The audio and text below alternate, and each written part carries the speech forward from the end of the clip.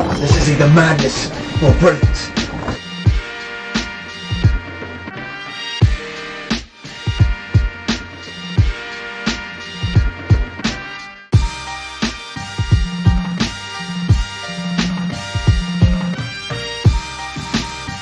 That's got to be the best part I've ever seen.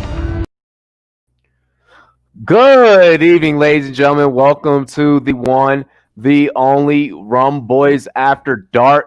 I am your host. It's your boy, the Admiral, Robbie J, here on the Rumboyz Fantasy Network. Make sure that you guys take the time out right here at the beginning. Subscribe to the channel if you have not already. Follow us on sportscaster.com if you are not already.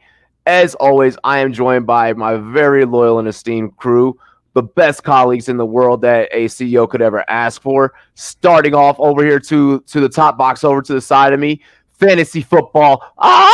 Peacock. What is going on, Miles? Caca! We can't hear Miles. Shit. What is good? I figured it out. I figured it out. My daughter over here messing with my stuff. What is good? Another Friday night, ready to rock and roll with my Rumboyz. What's Hell happening, yeah. Peacock?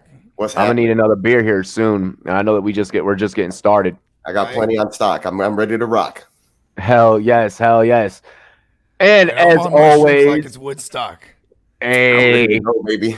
as always, that voice that you just heard, ladies and gentlemen, representing the GMM network. Give me money. Bogart Hey. not free. What is good, Bogart? How you doing, Man. bro? Feeling great. You know what I'm saying?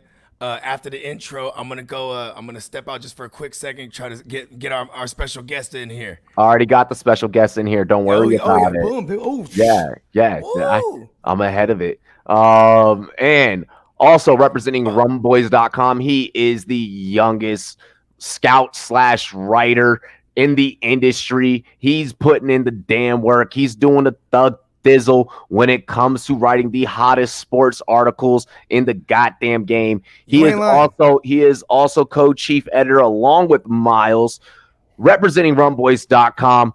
J Love.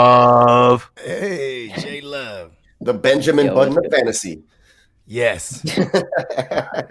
J Love, how you been, man? He played in the first pretty fantasy good. league ever. Working a lot, but just getting through day by day. I Hell heard the yeah. fuck out of that. Hell yeah, I'm with that. Ladies and gentlemen, we also do have a special guest tonight. As you see, we have a panel of 4. Justin was not able to make it, but taking Justin's place, representing Fantasy Fornicator. You guys can check him out on Instagram at the Fantasy Fornicator. Smoking Jay, what is good? Yo, what's good, everybody? Appreciate you guys having me on. It's a pleasure, for real, for real. Had a long ass day, and it's been a long time coming. Appreciate the invite, for real, for real. Yeah. Hell yeah. And shout out to all the bros. You know what I'm talking about? Shout out the bros. We got to shout out to the bros, all the baby. bros. Shout out to Sweetness. You know what I mean? Also, I want to shout out the Heart to Start boys. Yes, sir. You know what I'm saying? Those are our guys too, man. You know what I mean? We just dropped a episode with them. I forgot to plug that shit out the gate. You know what I mean? Big up to the bros. Hey, already. It's all love. It's all good. We do have to make sure that we get into some housekeeping. Y'all know that we got to pay the bills. We got to keep the lights on around here at Rumboyz Studios. So first off, Bogart, take away with that MKF. Hey, well, for those of y'all that's been missing that cold, hard cash from fucking with that DFS, go ahead and head on over to monkeyknifefight.com. Use promo code RUMBOYZ, all capitals, and we'll match your first deposit all the way up to $50. I mean, the bubble is yanking. NBA is back. I mean, you know what I'm saying? MLB, you know what I'm saying? It's infected, but you know what I'm saying? It's still popping. You know what I'm saying? The NBA, like I said, did I say that? Yeah, I mentioned that. But you're going to want to get in on all this prop action. You know what I'm saying? Go ahead on over to monkeyknifefight.com. We'll match your first deposit all the way up to $50 using promo code RUMBOYZ. Hey, Monkey Knife Fight, give me money. Get it. Hell yeah. Fellas, y'all already know how the hell we got to do on this show. You know how it goes down. We have the ceremonious cheers. So everybody pull up. Go ahead. Crack a seal. Y'all know how we do. Cheers to me. Cheers to you. All the Rumboyz and girls, what it do. Dilly dilly. Dilly dilly. Y'all ready to talk some sports? Yeah, Nah, bro. Let's get Get it. it, baby. I'm excited that my man Smoking Jay's here. Hell yeah. Hell It's been yeah. a long My time bruh coming, right man. here. Appreciate you guys, man. Yeah, This is I my was, bruh. I was smoking some J's earlier. Yeah. Hey, I sure enough We're all was. kindred Hey, spirits already. I'm with you. Bruh, I had to hit the community service today, man, and I was so stressed afterwards. I was like, man, thank God I'm about to hit Rumboyz After Dark. Speaking of Yes, You know what I big mean? It's where shout out. everybody knows your name. It's like Big our shout own out to cheers. Bogart for writing today's script while I was busy. So if anything is off, we just gonna blame it on you. Yes. There's gonna be a So you lot mean we're of- gonna do what we do every week? So first topic that we're gonna get into, gentlemen, we're gonna talk about, of course, the MLB, but we're actually not gonna talk about the MLB and all this coronavirus infections that are going on. Seemingly having history of a player misconduct. Do you guys believe that Joe Kelly's 8-game suspension is warranted? For those that do not know, really quick, a little bit of backstory. Joe Kelly, pitcher for the Dodgers, pretty much Used to be a pitcher for the Redskins, the Red Sox too. yeah, used to be a pitcher for the Red Sox. Took his feelings out on the Astros. No players were hit, but they were pretty damn close to getting hit. Yeah. And we all know about the Astros cheating scandal. We start off with our resident Texan, fantasy football peacock. Yeah. Ah, All right. So as you can see right there, that's an Astros hat back there up there. So anyway, cheating yeah. ass. I should have said the reigning. I was gonna put the reigning cheaters and then in parentheses champions in quotations. Hey, y'all, man. Look, I played baseball in high school. There wasn't much cheating going on, but we did try to, look at the other team's signs and all that stuff. Look, in the MLB, there's They videos. just got caught. Yeah, there's videos right outside the dugout where people can do that and relay the information. The Astros just kind of took it a step further, and I think that's why everybody's kind of pissed off. But besides that, Joe Kelly, the guy is mad, I guess. I mean, he wasn't even with the Dodgers in 2017 when the Astros beat them in the World Series, but he did lose to the Stros when he was with the Red Sox, like Bogart mentioned. So sure, is it warranted? It's been festering. Yeah, I guess, but his skinny ass was purposely throwing, the balls were up behind the batter's head, you know what I mean? So those are definitely intentional. They weren't things that just kind of got away from him, but he does have a history of doing this. And so the MLB And said his history's been festering. exactly. So With hatred. the MLB, slammed the door shut. It's like, look, you guys are going to be doing this. We're going to send a message. I mean, the Astros can, if you want to put them on base or, take shots at them late in the game when you have the lead or whatever, I don't think the league itself is going to stand for stuff like that. I know that the game has a lot of unspoken rules, but that's basically like when another pitcher throws at one of your batters, they're retaliating for something that happened 3 years ago. Yeah. So it's kind of, it's kind of gone overboard at this point. So I think that they're just trying to squash that a little bit with this, that punishment on Kelly. okay. Yeah. Bogart. I mean, that part, right? Also, on top of that, make an example of him too. You know what I mean? Like, let's take it away 8 games, and there's only like 60 played. That's what I'm saying. That's a lot. You know what I mean? Don't ask me to do the math right now. Jay Lover he's already did the math in his head. You know what I'm saying? He invented calculus. That's how he's Benjamin Button. He was there, and when math was started. You know what I mean? Anyways, yeah, I mean, I think he's sour about it. Maybe he should have went to therapy. You know what I'm saying? Because it's like, he just let it all out. Huh? But then I'm calling it the Corona brawl. You know what I'm saying? Oh, Yeah. The Corona brawl. It's dubbed. You know what I'm saying? okay. I like that. The Corona brawls. I don't think that it. I mean, it almost escalated into a brawl, but I'm gonna be honest. Correa was a little soft. Look, the thing about it was he said nice swing, bitch, after he struck him Yeah. out. So I mean, all right, look, walk away. I love that we can hear that shit too. Like, Yeah, motherfucker. walk away, but you're gonna call somebody a bitch, and then your skinny ass is gonna walk away, and then let your dugout come out. I mean, that's Yeah. Hey, That's Dusty how- Dusty Baker for once finally got his old ass up and was like, listen here, little fellas. yeah. Whoa, youngsters.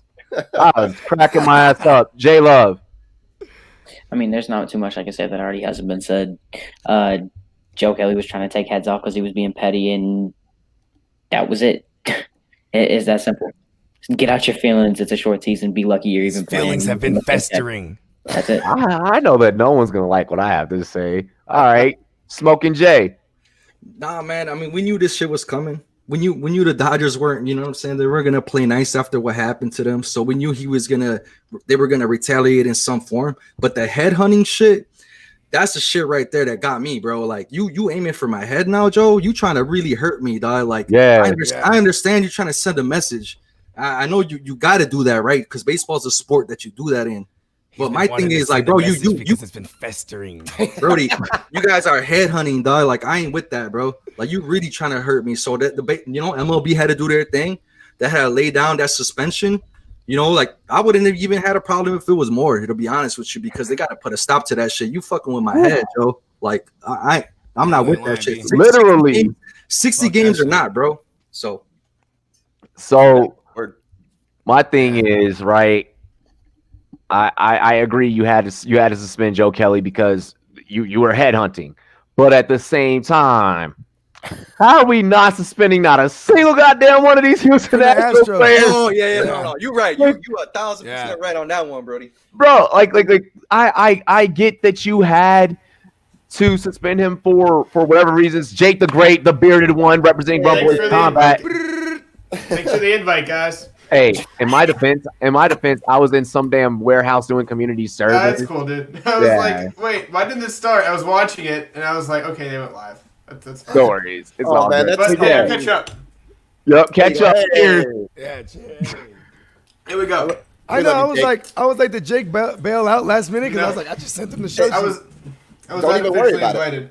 It's all good. You got in right What's when it's your happening, turn. Jake? It was like Jake a the wedding Great. where you're at like invited by Facebook, and then you're uninvited on Facebook, and everyone else still goes to the wedding. Not enough seats.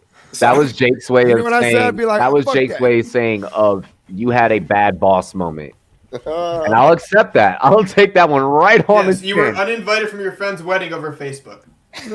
Shit. Anyways, nah, man. First off, I'm sorry, Jake. Second I don't off, care. It's cool. but nah, for the fact that none of the Astros players to be suspended, I expect this behavior to maybe happen a few more times before players just completely let it go. Hey, yo, they're gonna get jumped next time. Huh? I'm telling you, it's gonna be the series of the Corona brawls. I'm down for it either way.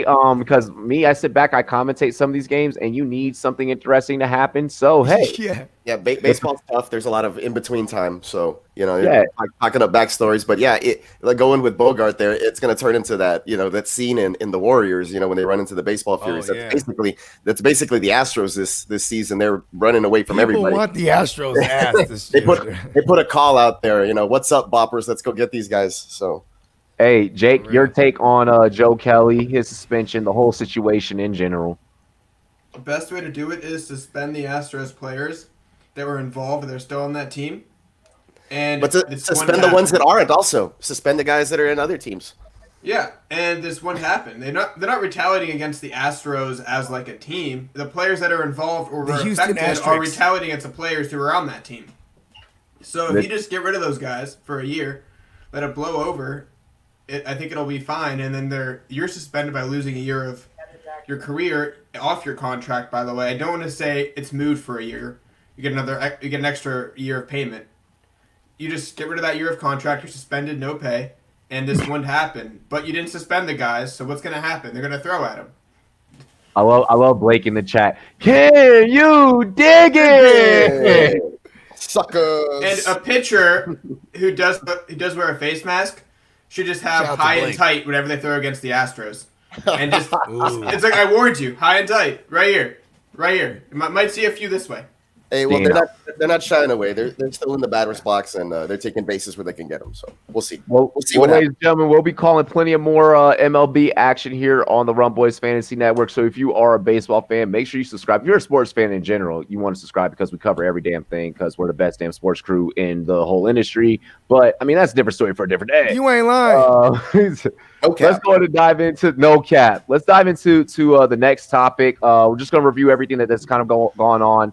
And then we're going to dive right into our NFL debates. The Utah Jazz came back to defeat the New Orleans Pelicans in a game where Zion only played 15 minutes and was seen on the bench the last 7 minutes of the fourth quarter with the game on the line. What do you think is the reason for his very limited play time, and why do you think he isn't on the court that final 7 minutes of the game? And we start with Jake. I don't think they wanted to play him. I think a lot of these teams who are borderline playoff teams and are probably guaranteed to not get home court in the first round of the playoffs really don't want to be there. I think there's some teams that are just kind of over it. And there's a point where you have these young players who are coming back, especially with Zion and his weight, which was a concern, and he's getting used to his new body where he has slimmed down, that you don't want to push this guy out and play him. He was injured this year. And these young guys don't see this season as a big deal. Not everyone's like LeBron who knows this could be his last run. Some of these guys on young teams are like, I have more time, full season, and I want to play in front of fans. I want to just have a regular season that feels normal, and I don't feel like this is it. And the teams who are younger, as a culture, are saying, yeah, we're not going to go all out. This is not what we're doing with our young talent. And the coaches understand we have next year. Yeah. Very much so. Smoking Jay, you're next up in line. Yeah, man. I just think that not all the teams and not even the fans, we're convinced that this season is going to finish. Like we got to be realistic. You know, a lot of things have been going on. We've seen baseball teams go down like with the Marlins and stuff like that. So they're not gonna push their players to the limit. I think Zion's sitting out, you know, with his conditioning and stuff like that too.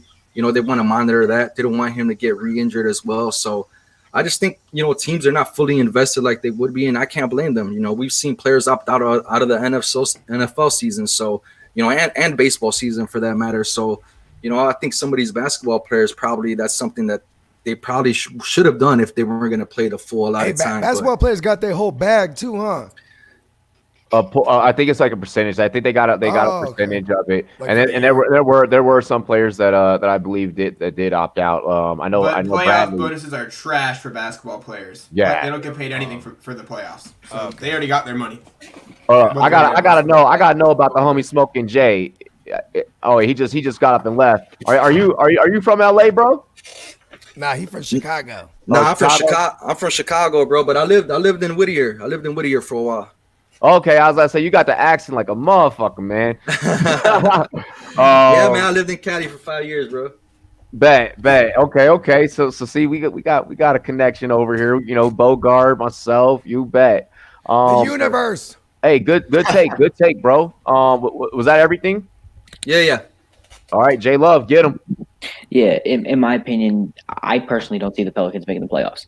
While they have an easy schedule, at this point, I think they're just kind of gearing up for the future. You're seeing Brandon Ingram, while he was having a great game in the first half, barely played in the second half. Yeah. Zion, who throughout the season has been limited minute-wise, again, not playing a lot because of that minute restriction. And he did have lower body injuries in college. It's just what happens with a guy built like that. You don't want him playing 30 minutes a night. And he didn't practice at all this week. He had one practice in which he was playing 50% of. He wasn't conditioned right. You knew what he wasn't going to play the whole game like he was projected to. I don't know why anybody even thought that. And why play your stars? Your young you think is going to be this next great player. Why would you risk him getting hurt at the sake of you not even making the playoffs? Good point, J Love. 100 points. Schoolboy Q, I mean Bogart. Talk to him. Skinny Boy Q is what they'd call me. Yeah, man. You know what? He's young. He's a rook. You know what I mean? And J Love did a good point. They were limiting his time throughout. You know what? His 19 starts or whatever it was. Yeah, he only played 19 games. Yeah, you know what I'm saying. So yeah, man. You know what I mean? They laxing on him. You know they got him lamping. Sucks that he has to try to explain it though. He's like, yeah, well, you know, I didn't want to, but he can't dime nobody out neither. So he's just like, I wanted to go back in there. Basically, what I'm understanding is everybody's upset because he was 6 for 8. He was playing good defense and he was all over the court. Yeah, so he looked like he was fine. Either, you're right. Mm-hmm. He looked like he was fine for sure, for damn sure. And I for one was disappointed that he wasn't able to play, you know, able to play more minutes. But I mean, I'll get to my turn in a second. Miles, Yeah, well, no, I'm following right in line with that. I mean, those teams that are borderline, what are they there for if they're not going to make a championship run or they don't have some vets that are really invested in the season? So sitting Zion, of course, is the smarter, kind of a smart thing to do. I mean, given the injury history and stuff like that he had from earlier in the season, I guess that has a lot to do with it. I feel if he was healthy, that he would probably be out there playing regardless. Because I mean, why not play? I mean, you're there, right? But he did take some time away. He was out of the bubble as well for some personal reasons that nobody ever really got into. So maybe there's more to it. It's a mystery. But, yeah, maybe there's more. Maybe there's more to it than we don't really know. I'll leave that up there. I'll leave that up there for speculation, but or conspiracies. Yeah. But I'll leave that up to you. That's all I really have to say on the issue. No, I think we know. It's called a case that the NCAA has filed against him. Yeah. There is a case that the NCAA does have filed against Zion. This is accurate. Look, the Pelicans are the most confusing organization when it comes to whenever they start getting into the AFC playoff talks. I feel like Alvin Gentry almost starts to fucking shake and quiver, and he starts to get nervous. And knowing that they have an opportunity at that moment. Play the man, play the kid.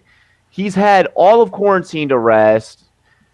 He's fine now. Like there's no way that we are still worried about this kid's injury concerns after the amount of rest that he has had. Hey, they are mad babying his ass too. They are babying the fuck out of him. Listen, you are collecting a paycheck. He's a big ass baby too. Exactly. Get him out there. Let him play. Let the kid ball. I get that you want to get the best version of out of Zion that you possibly can, but it seemed like we were kind of getting glimpses of that last night.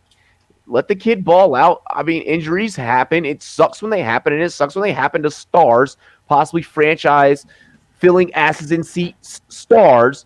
But this is part of the game. This is something that we all sign up for when we all chose to become athletes. And it's part of the game, Jack. It's part of the game, B. You know what I'm saying? And I'll tell you this much. That boy Rudy Gobert, he ain't the butt of the joke no more. On that Rona shit, he was out there balling. Yeah. Gobert was going off last night. He was out there balling. He was like, no one wanted to get near him. He still got it. It's ironic that the dude that shut down the NBA started to back up. That's what I'm saying, though. You know what I'm saying? Say that again. That was.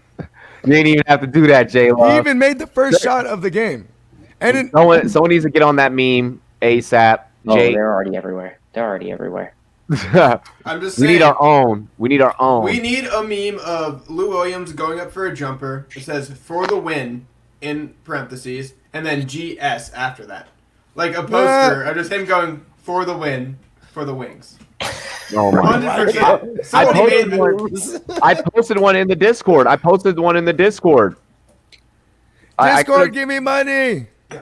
Can Discord give us money? Like, I don't think Discord is paying. It's paying. Everything can give us money. Influencers right now. Influencers give us money. If they want to give us money, they can always give us money. Yeah. This is very they thought I was playing. I was just like. This is very true. Since I started like non-profit work on the side, like little sidebar. Like, people are crazy. Like, I'm not gonna say exactly which people because we know which people when I say this, but there are some people out there that are like, you need $1 million for your cause, and I'm like, the fuck, Karen, you can't just like fuck other people like that. Like, no, we'll take advantage of you. It's like, just hold on, let's go to the side room. You know what I mean? Like, awesome flex.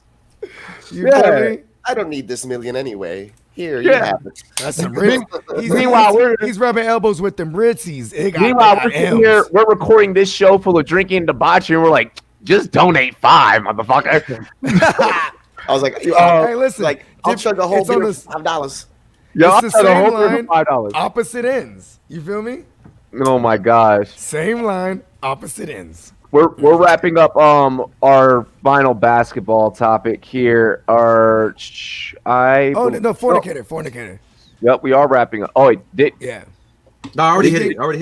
Yeah. Oh, he did? Okay, damn. Mushrooms. Yeah, see? Speaking of shrooms, that Post Malone Rogan podcast was interesting. Oh, yeah. I didn't see it yet. They Oh my gosh. I have not seen it yet. I saw They were toasty. That's awesome. Godly Post Malone figure. got on Rogan. They were Yeah, shit. toasty. I saw a meme. Oh, and for it sure. was like it looks like a father meeting seeing his estranged son for the first time in a long time or something like that. Hey, when Dr. Evil and his son got back together. Yeah. Oh shit. No, they legit got into a conversation about how people who were like really famous at the time would have like nude pictures of themselves. Oh yeah. You could even get it like motherfuckers would even get him painted. Yeah, and they shit. were like legit like. So I wonder the accurate size of their testicles. Oh Did my they like God. ask it to the advance and how much? Let's see how big his testicles. Jamie, pull up a testicles. No, like legit, average like, testicles Oh size. my god! He did. No, they're like, let's look at pictures of this, and it was like Screen share real quick. they legit were debating Pause. it, and it was like, you guys are on mushrooms, legit, and they were like, man, we did a whole podcast on mushrooms off the mic after it was over. And I was like, oh Hey, god, I'm guys. telling you, listen, I do that shit weekly. Look, Bogart sitting back watching that. He was like, "Fucking amateurs." Amateur hour. Let's get back to the show. We talk about sports. They talk about testicles.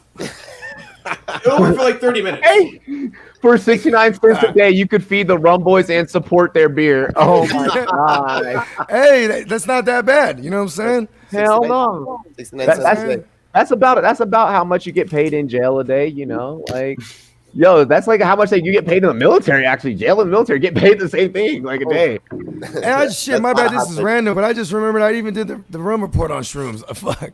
Oh my gosh! In the Party bubble, this week. in the bubble, it was Battle of LA. The Lake Show got that dub. We got that W. After last night's performance, who between King James and Kawhi has a better chance at taking their team to the finals? And we start with Miles. Yeah. Yeah, it's for me. Look, I love Kawhi. What he did when he was in San Antonio, playing with the Spurs, doing this thing when the young Kawhi, the young Claw, the emergence of the before the laugh, before the uncle, right, and all that stuff. But I mean, if you're gonna go down and boil it down to this question, you can look at the game last night. You look at the way that Bron dominated. I mean, even on the final play of the game, he took Kawhi and then PG, to kind of throw off that last shot, so they had no chance.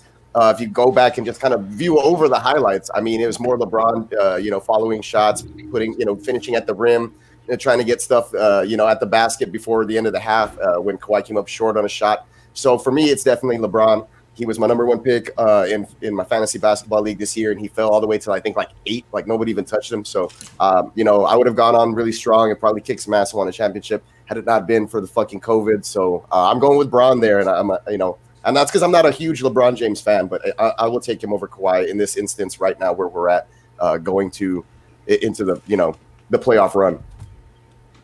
Bogey. Yeah. I think I'm going with Bron. Second that. Right.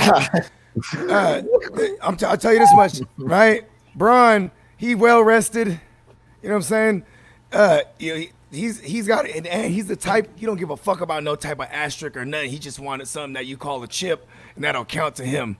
You know what I mean? And I think like they have a clear path with all the shit that's, you know what I'm saying? Because obviously all the COVID shit, shit we even talked about, people in the bubble, not even being conditioned, etc. This motherfucker is beasting. He been ready. Like, you know what I'm saying? He ain't playing. Even look at Kawhi. He look like he's rusty. 5 months is 5 months without basketball. They play year round, basically. You know what I mean? Yo, Kawhi has looked rusty as hell. Yeah. I'll second that one. Yeah. I'm going with the Kang. The Kang. The Kang. Hey, I see the look on this young man's face. He is so anxious. Let's He's go. sitting back. Let's go, He's J like, Love. Me, my turn. J Love, take him away. Benjamin's about to bust him. Yeah, I mean, I think it's so Push clearly the Benjamin's Clippers. I'm sorry. If you look at their first round matchups, right now the Clippers are the 2 seed? Cool, they're playing the Mavericks. They match up amazing with the Mavericks. And then you look at who the Lakers will be playing. Personally, I think they're going to be playing the Trailblazers. That's a mean matchup because they're going to be healthy coming in. So they're going to struggle to get out of round 1 playing Damian Lillard because they're not going to be able to guard him and CJ McCollum. There you go with that. Also, who didn't play yesterday in that game? Lou Will, Montrezl Harrell. That's 35 points for the Clippers that hadn't been scored. Kawhi Leonard's never going to play that bad. The LA strippers. Okay, but neither is LeBron. So I get that. LeBron had a bad game efficiency-wise. He had turnovers. The whole game was messed up. It's the first game back. On a consistency basis and who's deeper, because that's what it comes down to in the playoffs for the past 5 years. It's the team with the most depth and has the best bench. That is the Clippers. Ooh. I just need one guy, and his name is LeBron James. That's exactly. He's the king. Yo, The savior. Fucking Jay, what's good, bro? Man, I respect the shit out of the Clippers. I love Doc Rivers, Chicago Connect. I love Patrick Beverly. That's the Chicago Connect. Paul George, PG-13. He's a beast. We saw the injury he had in the Olympics and how he's bounced back. It's hard to root against players like that. And then Kawhi, the way he, just what he did in Toronto and all that shit is like, it's hard to root against. It's hard to root against those type of teams. You know what I'm saying? But the Lakers, Yeah, I knew it was coming. Man. I was like, but's coming. It's coming, bro. Pause. Because LeBron is LeBron, Actually, bro. man, He is. And I'm from Chicago, bro. Like after Kobe, you look at LeBron. That's the MJ of the era right now. You know what I'm saying? Yeah. He's still got it. He's still got it. He's got that fire. He's got that 17 hunger. years. Not only that, 17 years. and not only just that, the Chicago Connect, Anthony Davis is there too. And he's trying to get that championship before he comes to Chicago. So bold prediction right here, right now. Anthony Davis, he's gonna get paid. He's gonna come to Chicago because we switching everything up in Chicago, Joe. I'm a massive Bulls fan. I'm from Freeport, Illinois. Okay. Massive Bulls fan here. This fucking shit. Do you know who our coach is? He's not coming to He's Chicago. gonna get fired. Nothing. He's getting fired. We just got a new general manager. We just got a new GM. Yeah, I know. I understand that. He hasn't looked at any other options. He has not informed the teams, the players. They haven't looked at anybody else. They haven't informed the players. They're not moving on from him. They're keeping all of his OTs and everything. Jim Boylan's going to be back, and I hate it. I hate Jim Boylan. Dude sucks. But they're not moving on from him this year. He said Freeport's not Chicago. Freeport is not Chicago. Jimmo. Yeah, hey, Jimmo win that year, J-Love. Hey, he heard Chicago. We'll get back on here when Anthony Davis signs up, man. He's coming back home, baby. Yep. Let's go. Okay, hey Jake, talk to him, bro. You gotta hope White works out in Chicago before you attract another star, because I think he's the guy that can really bring somebody else with him if he balls out. On your take there, but overall, I have to take the Clippers. Lakers are losing talent due to injury. Clippers are gonna bring two back, and I have to say, I think LeBron's probably the best player in the playoffs in this setting because Kawhi is a rhythm guy, and likes the constant playoff grind. But overall, I think the talent for the Clippers is going to take over. And I'm going to let J-Love and Robbie debate because they know basketball more than I do. Because I know Alrighty, so first off, And Jake, guess what? You had the most. Get the popcorn, chat. What? No. I don't know basketball, dude. I don't watch it. J-Love. Reasons. J-Love. Go ahead, mute me. J-Love. I don't have to fucking mute you. First off, here, little shit. All right, I'm fucking talking, okay? You're just gonna sit back and listen. Hold on. I don't know who to tell to respect their elders to. J-Love, respect your dad, okay? Listen. It's confusing. It's like, how does respect your elders? First off, I'm a second what Blake said in the chat Shout about to Blake. AD bullying the Trailblazers. We already know that's going to happen. I'm not worried. I'm not worried about the Trailblazers. So that's just first off. All right. Second off, AD bullied the fuck out of the Clippers by himself yesterday. Yeah, Why you kept fouling that? Just one man, one eyebrow. Why you kept fouling? Look, he has one fucking eyebrow. One fucking eyebrow. You can't miss this across his face. You know that first that you don't laser touch. focus. No, It's like J-Love. His favorite character was Bert from Bert and Ernie. Guys, be respectful. It's a birthmark. It's less Hold on. light going into his eyes, it's deflecting. Hold on. Sesame Street was his favorite show growing up. He loved Bert. Damn it, Bogart. Hear me out. Mute me. AD bullied the hell out of the Clippers by him damn self. I get they're saying there's 35 points missing between Montrezl Harrell and Lou Will. You know what I love calling some Lou Will. But at the same damn time, Chicken wings, what we call him now. At the same damn time, like you said, it was the first game of the season. The Lakers weren't even firing at a full clip, but AD sure did look damn good. And if AD could get the rest of those guys firing at a full clip the way that they should be, if J.R. Smith and Dion Waiters can do what they did in the exhibition series. Oh, J.R. Smith, I forgot. I know you were not counting on J.R. Smith and Dion Waiters. I don't have to count. I don't have to count them. They just have to come in and facilitate. We got two of the greatest players in the whole damn world. And so did the Clippers. They also have 2 top 10s. Kawhi is not. He is not giving up. I was going to say, look, right now. I'm not worried about Kawhi. Do a fantasy draft and try to get King James and AD. You can get 2 Clippers. You know, yeah, you get 2 Clippers. Yeah, you're right. You know, but at the same time, bro, like I'm not. Like I said, I'm not worried about the Clippers. I don't think they got it all comment I left. It's not even going through. Will has to come back and get in sync with them. Harold has to come back and get in sync with them. I'm out on the Clippers. You and every other analyst in the industry. This is the problem. These fans listen to you. They listen to you, and they fucking waste their money on the. Well, he's been around since the dawn of time. And then they come back to me, and they're like, I should have listened to you, Robbie. Listen, I'm taking the Clippers.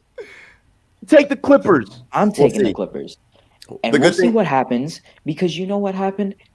Here's the funny thing. The Clippers, PG was hurt all year, so they never even had time to mesh. Kawhi was missing games. You know they've only played like 10 games total together. So when they were together, that small ball lineup running Trez at the 5, you run Kawhi at the 4, PG, their net was way too high. It wasn't even that is a top lineup in the NBA. They never had time to mesh. So even running in practice together with them being healthy is scary in itself, and I doubt you knew that. Well, let's see. I do know that. Together. I do know that. That is something that we all know. But this quarantine has made everyone so far separated that there was no chemistry on that damn team last night. Gang. Right. And that's why I'm saying take it with a grain of salt. But just realize there's 35 points missing from the Clippers. And I even said that LeBron played a bad game, and he's not going to play like that again. Playoff LeBron is a real thing. It is a real thing. It is a real thing. And I know why it's a real thing. You know what? Look, we'll just see when the playoffs start, and just know that it's going down, young man. Just know. Just know. I'm so confused again. I'm ready. I'm right here. Let's go. Next I would topic. count you, but I've not watched a game since the whole NBA Hong Kong thing, so my knowledge is a little behind. Just know that J-Love is wrong. It's all good because we're getting into that wheelhouse right now. Yeah, we're getting back into this groove. We're getting into a topic, a subject that everybody on this panel knows.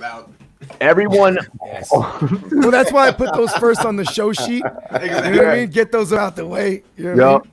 And they're actually playing. Like it. Yeah, and it's mandatory. That was it. That was first. Everybody in the chat's probably sitting back like, when these motherfuckers gonna talk about football? Like, shit. Yeah. I come here for fantasy advice. All righty, gentlemen. So across the NFL, there are some notable players opting out left and right. Super Bowl winning running back Kansas City Chiefs Damian Williams is one of them. As fantasy analysts, where are you comfortable drafting CEH Clyde Edwards-Helaire, a.k.a. the Fresh Prince of Helaire? Yes, this is definitely Bogart's script. How are we feeling about CEH? Hold on. And a.k.a. Hype Edwards-Helaire. Hype Edwards-Helaire. Yeah, heard that one too.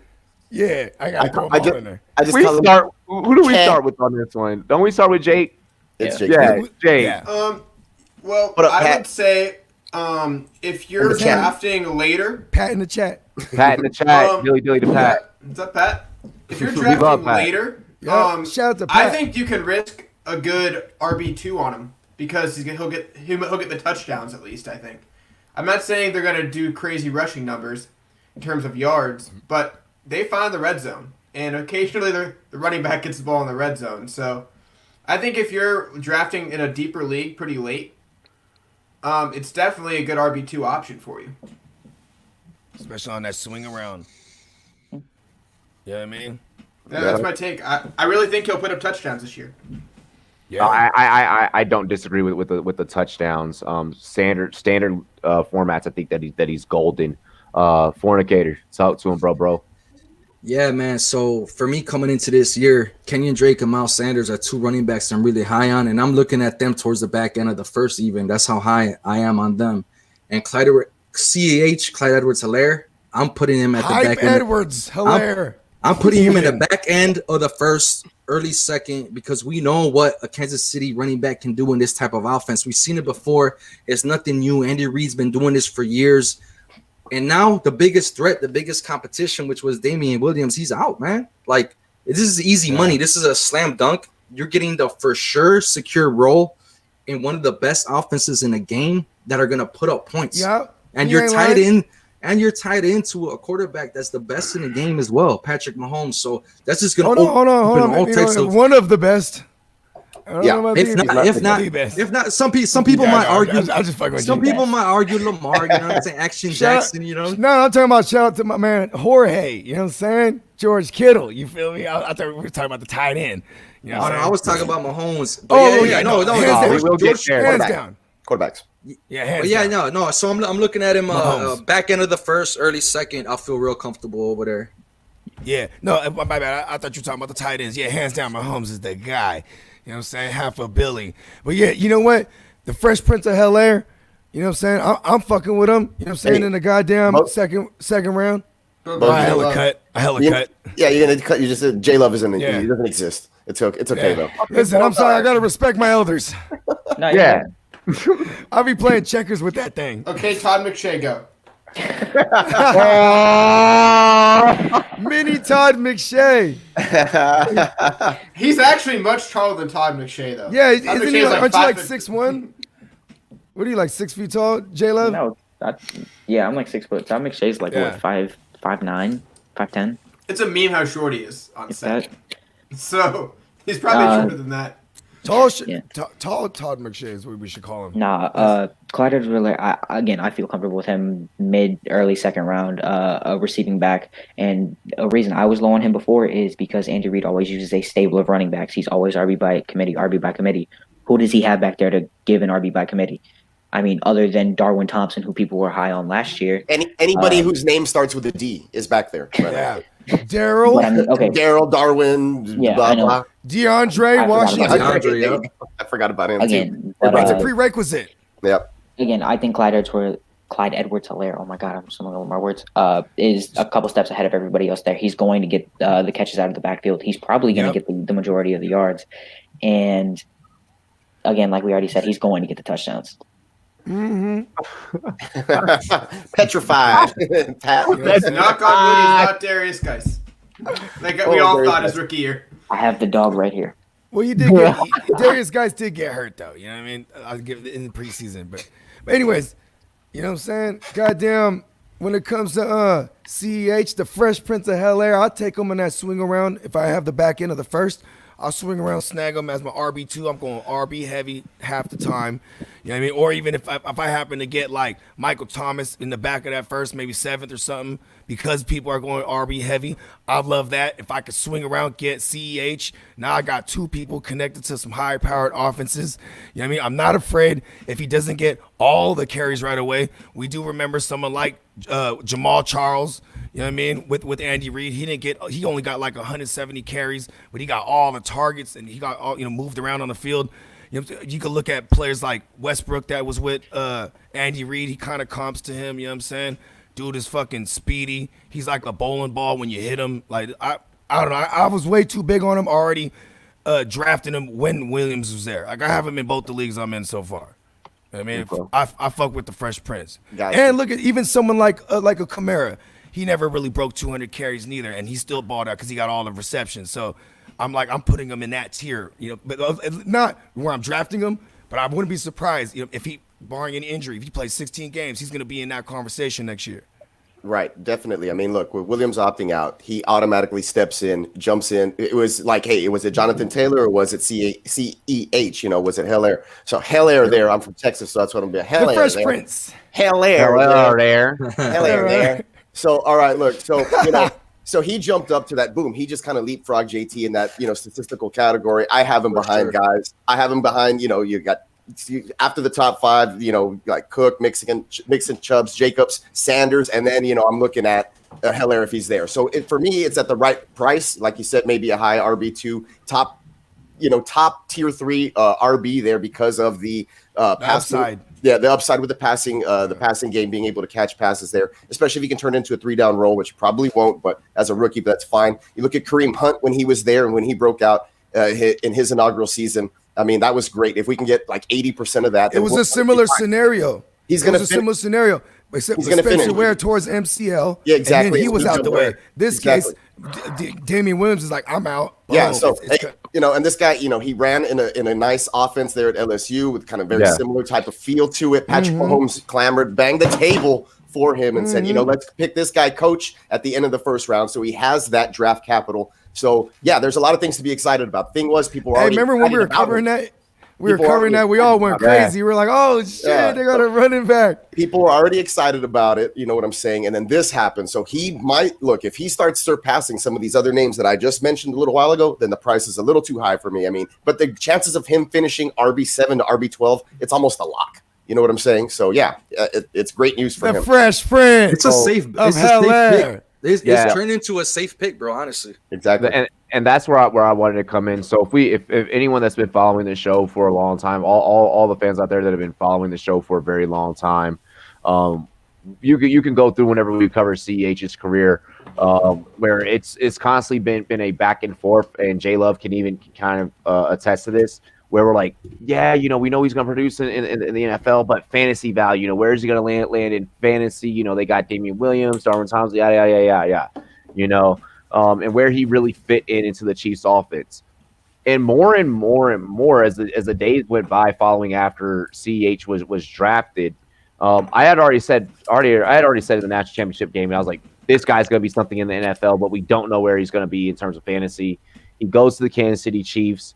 And then it started getting really murky there, where it was like, like, do I draft him? Do I take the chance? Like, maybe I can wait on a couple of different rookies. The hype was really Jonathan Taylor and DeAndre Swift, you know, if you will. And DeAndre Swift was kind of a clear-cut answer for you in fantasy, especially in Dynasty, because I have a lot of pairs of Swift in Dynasty. Yeah, and bro, like, think about this, like, because the clear path was there. Yeah, because you know that carry on is going to get injured.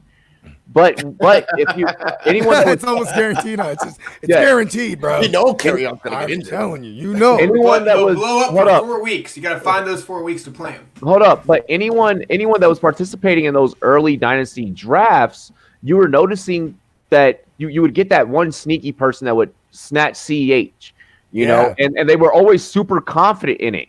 And I feel like Andy Reid's running backs, bro. This is the highest he's ever took one, like, ever that I can remember. Exactly, and I feel like now we're seeing why that decision is validated. I want to go back to what Jake was saying earlier about him being a touchdown monster, because I feel like he's really going to get a lot of that goal line work. 6-man boxes religiously with all those weapons up there. Exactly. That's why Travis Kelce's so dangerous in the red zone. In the middle of the field too. Yeah, they run little drag routes and just option plays. Mahomes is he's a top heavy back. He's a top heavy back. I expect him to lower his shoulders and just chug for a couple of yards at a time. He's like butter. When you try to hit him, he like butters like a buttered up bowling ball and shit. I'm not expecting him to break open huge wide runs, but I am expecting him to lower his shoulder and get through defenders, which is why I do agree. That's what you're saying, right? Yeah. Can he fall forward at the goal line? Oh, can he Frank Gore it? Can you Frank Gore it?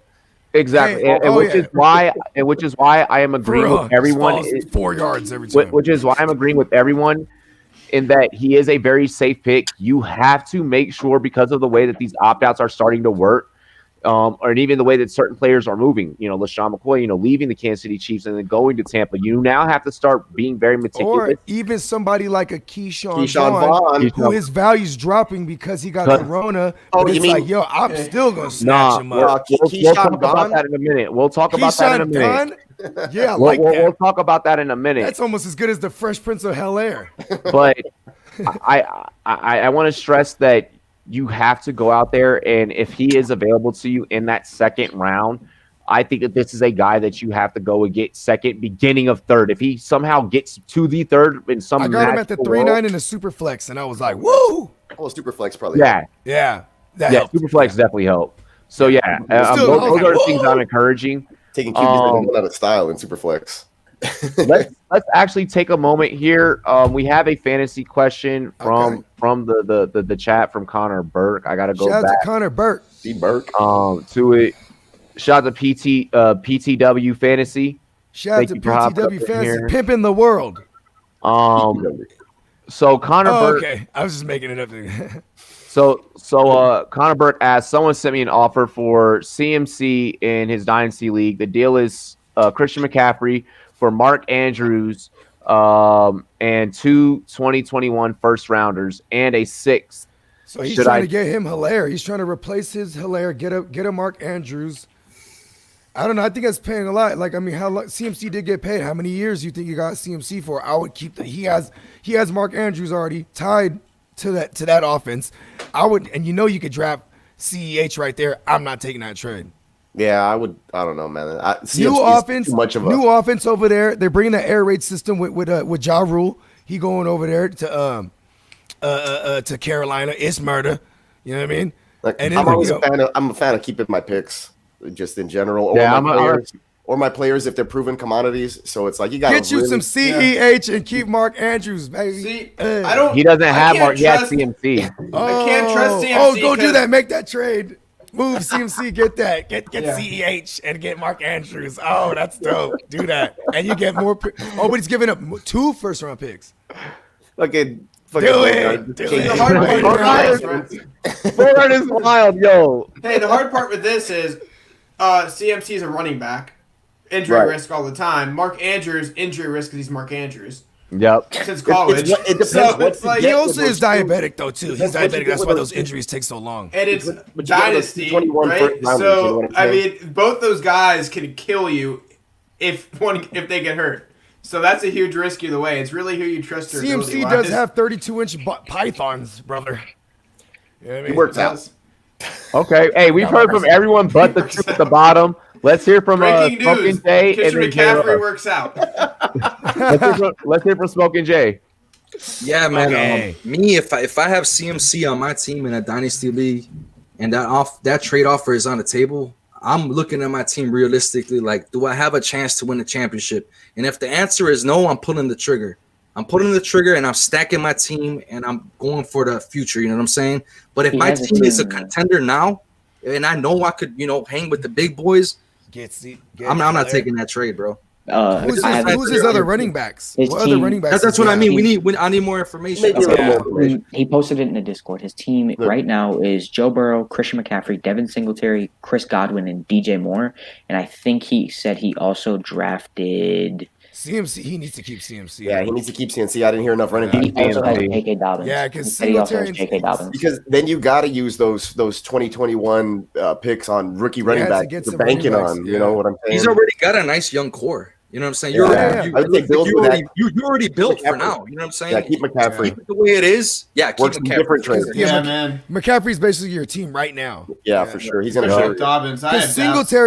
Singletary is one of those motherfuckers where, like, I'm off Singletary this year because he got the white Cam Newton that's going to steal his shine in the 20s. You know what I mean? Zach Moss is there.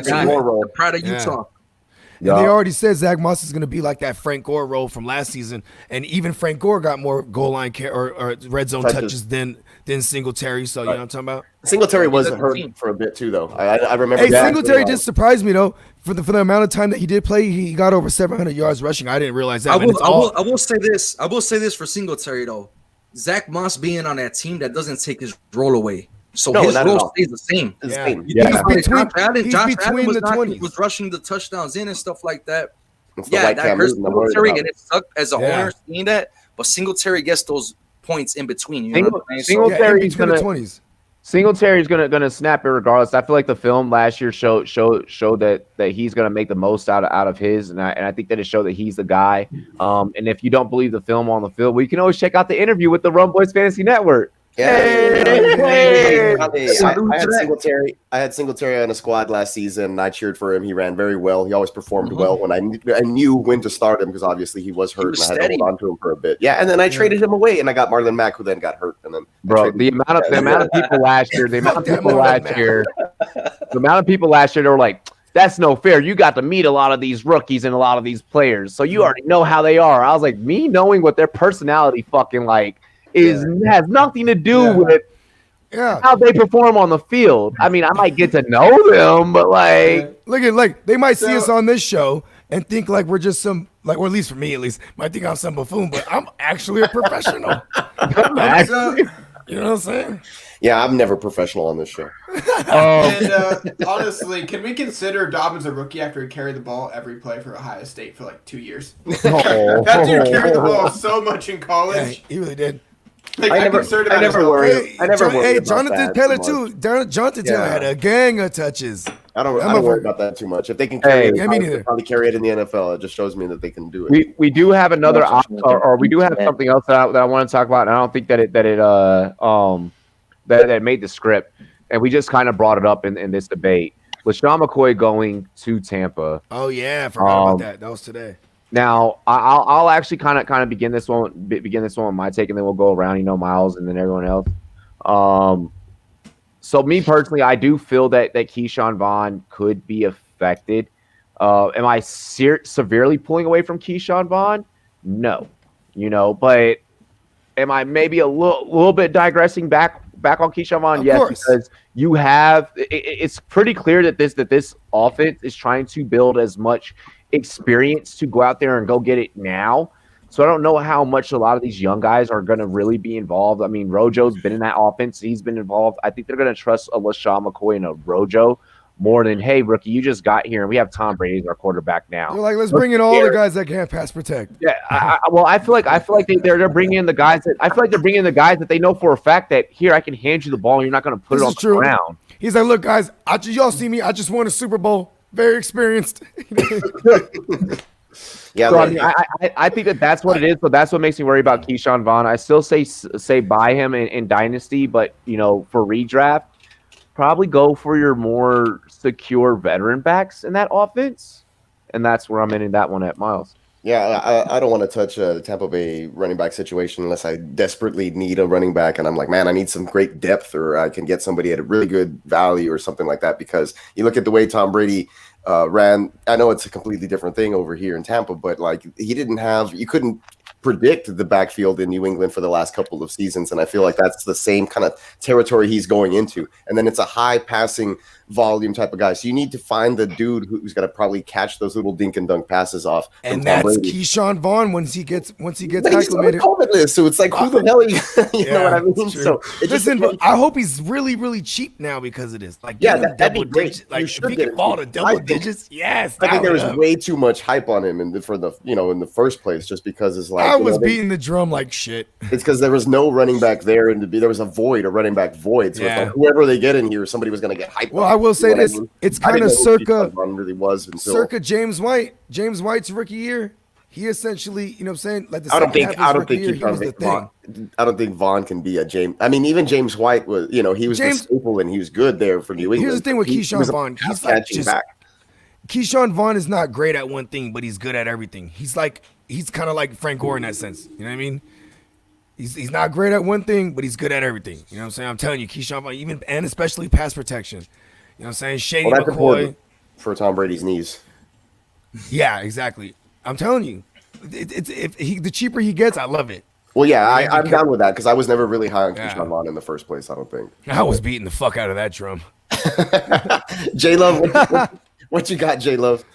Yeah, no, I thought Keyshawn Vaughn's ADP was way too high to begin with. I wasn't touching him in redraft and dynasty for where he was going. I wasn't anywhere near that, and I was a guy who was beating the living life out of that drum, as Bogart would say when it came to the draft. As soon as I saw him get drafted, because I was one of those guys who I saw him as a third round prospect, where most people have him pegged as a fifth or sixth rounder.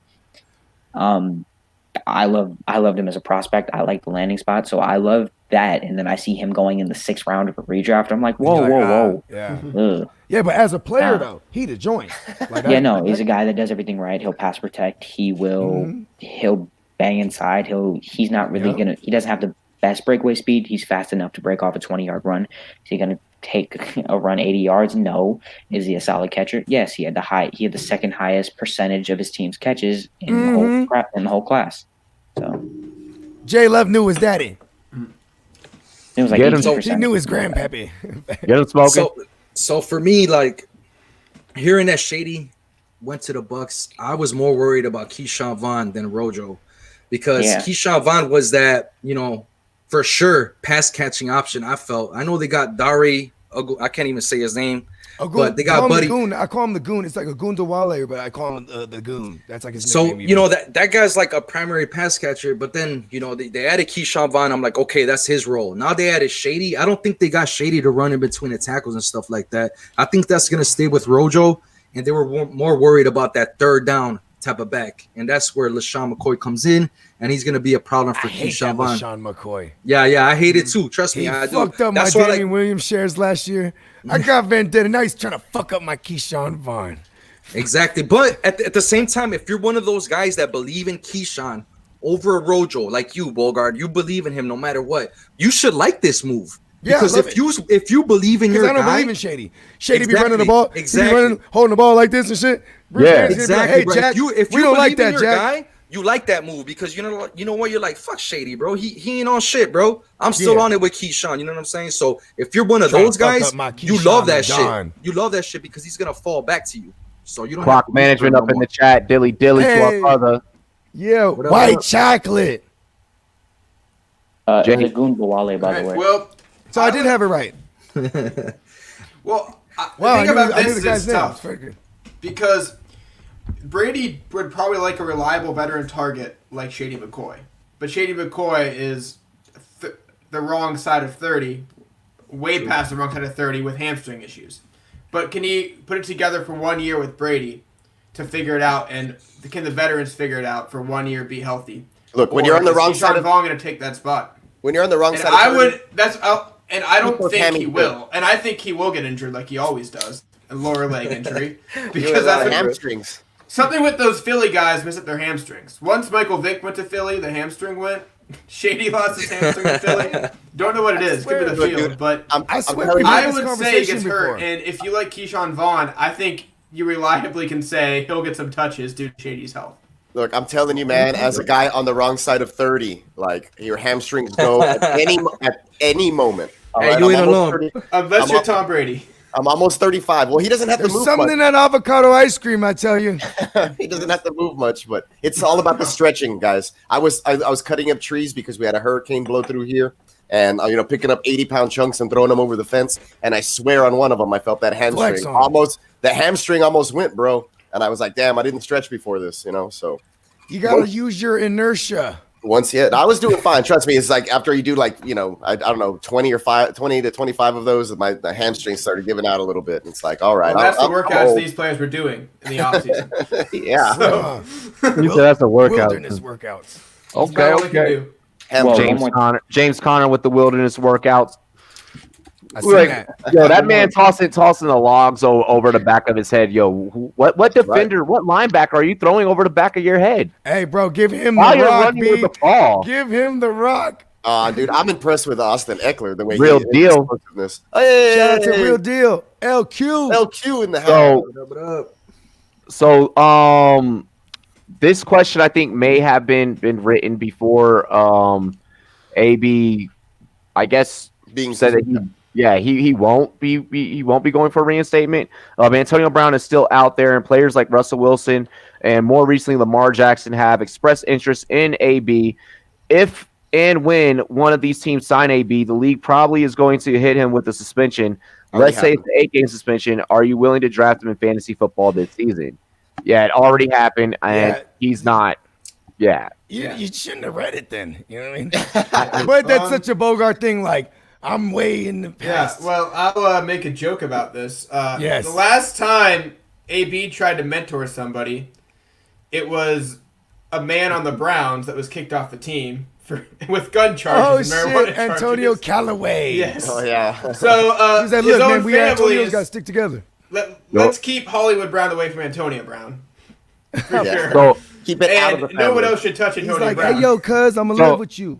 I actually have one that we're going to bring up. This one inspired from the chat. This is actually the second question that Connor Burke has inspired tonight. Connor Burke's contributing seriously to tonight's show. Good shit, Connor. Would you believe that this is all a part of the plan? This is all part of the plan. I believe it. So the NFLPA today announced Intricate plans. announces.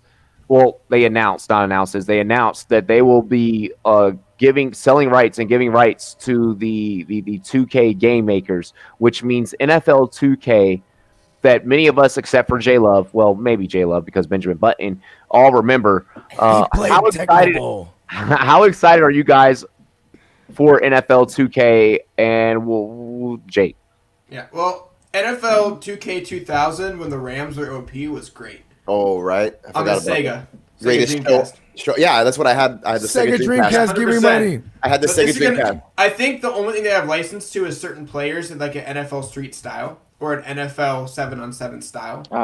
But they getting the whole shebang this time? They're giving all they have is 7-on-7 or NFL Street right now. They cannot do names with the full rosters. Right. So no, they have the NFLPA gave them gave them full rights. Yeah. They got the whole shebang. Their game was much better than Madden at the time before it was shut down. So I would love to see him start it back up. As a gamer though, when I hear certain things and then working on it, I don't like microtransactions, so I feel like it's going to be filled with them. That Madden has avoided a little bit more, but the gameplay in those games were great in the 2000s. These details come from look, we are your one-stop shop, your source for sports, but I'm gonna pull these details. I'm gonna pull these details from esports, Bleacher Report, Gridiron. The NFLPA has announced a partnership with 2K Sports. 2K can use the names, numbers, images, and likeness of over 2,000 NFL players. The whole shebang. The first game is due out in 2021. Smoking Jay. Yo, I'm gonna cop that. I'm gonna see what's good with it. You know, why not? I mean, I love Madden. I've been playing it for years. For the longest. Madden, give me money. I've been torching the shit out of Sweetness. I saw you in the comments, Brody. Shout out to love to the bros. Sweetness.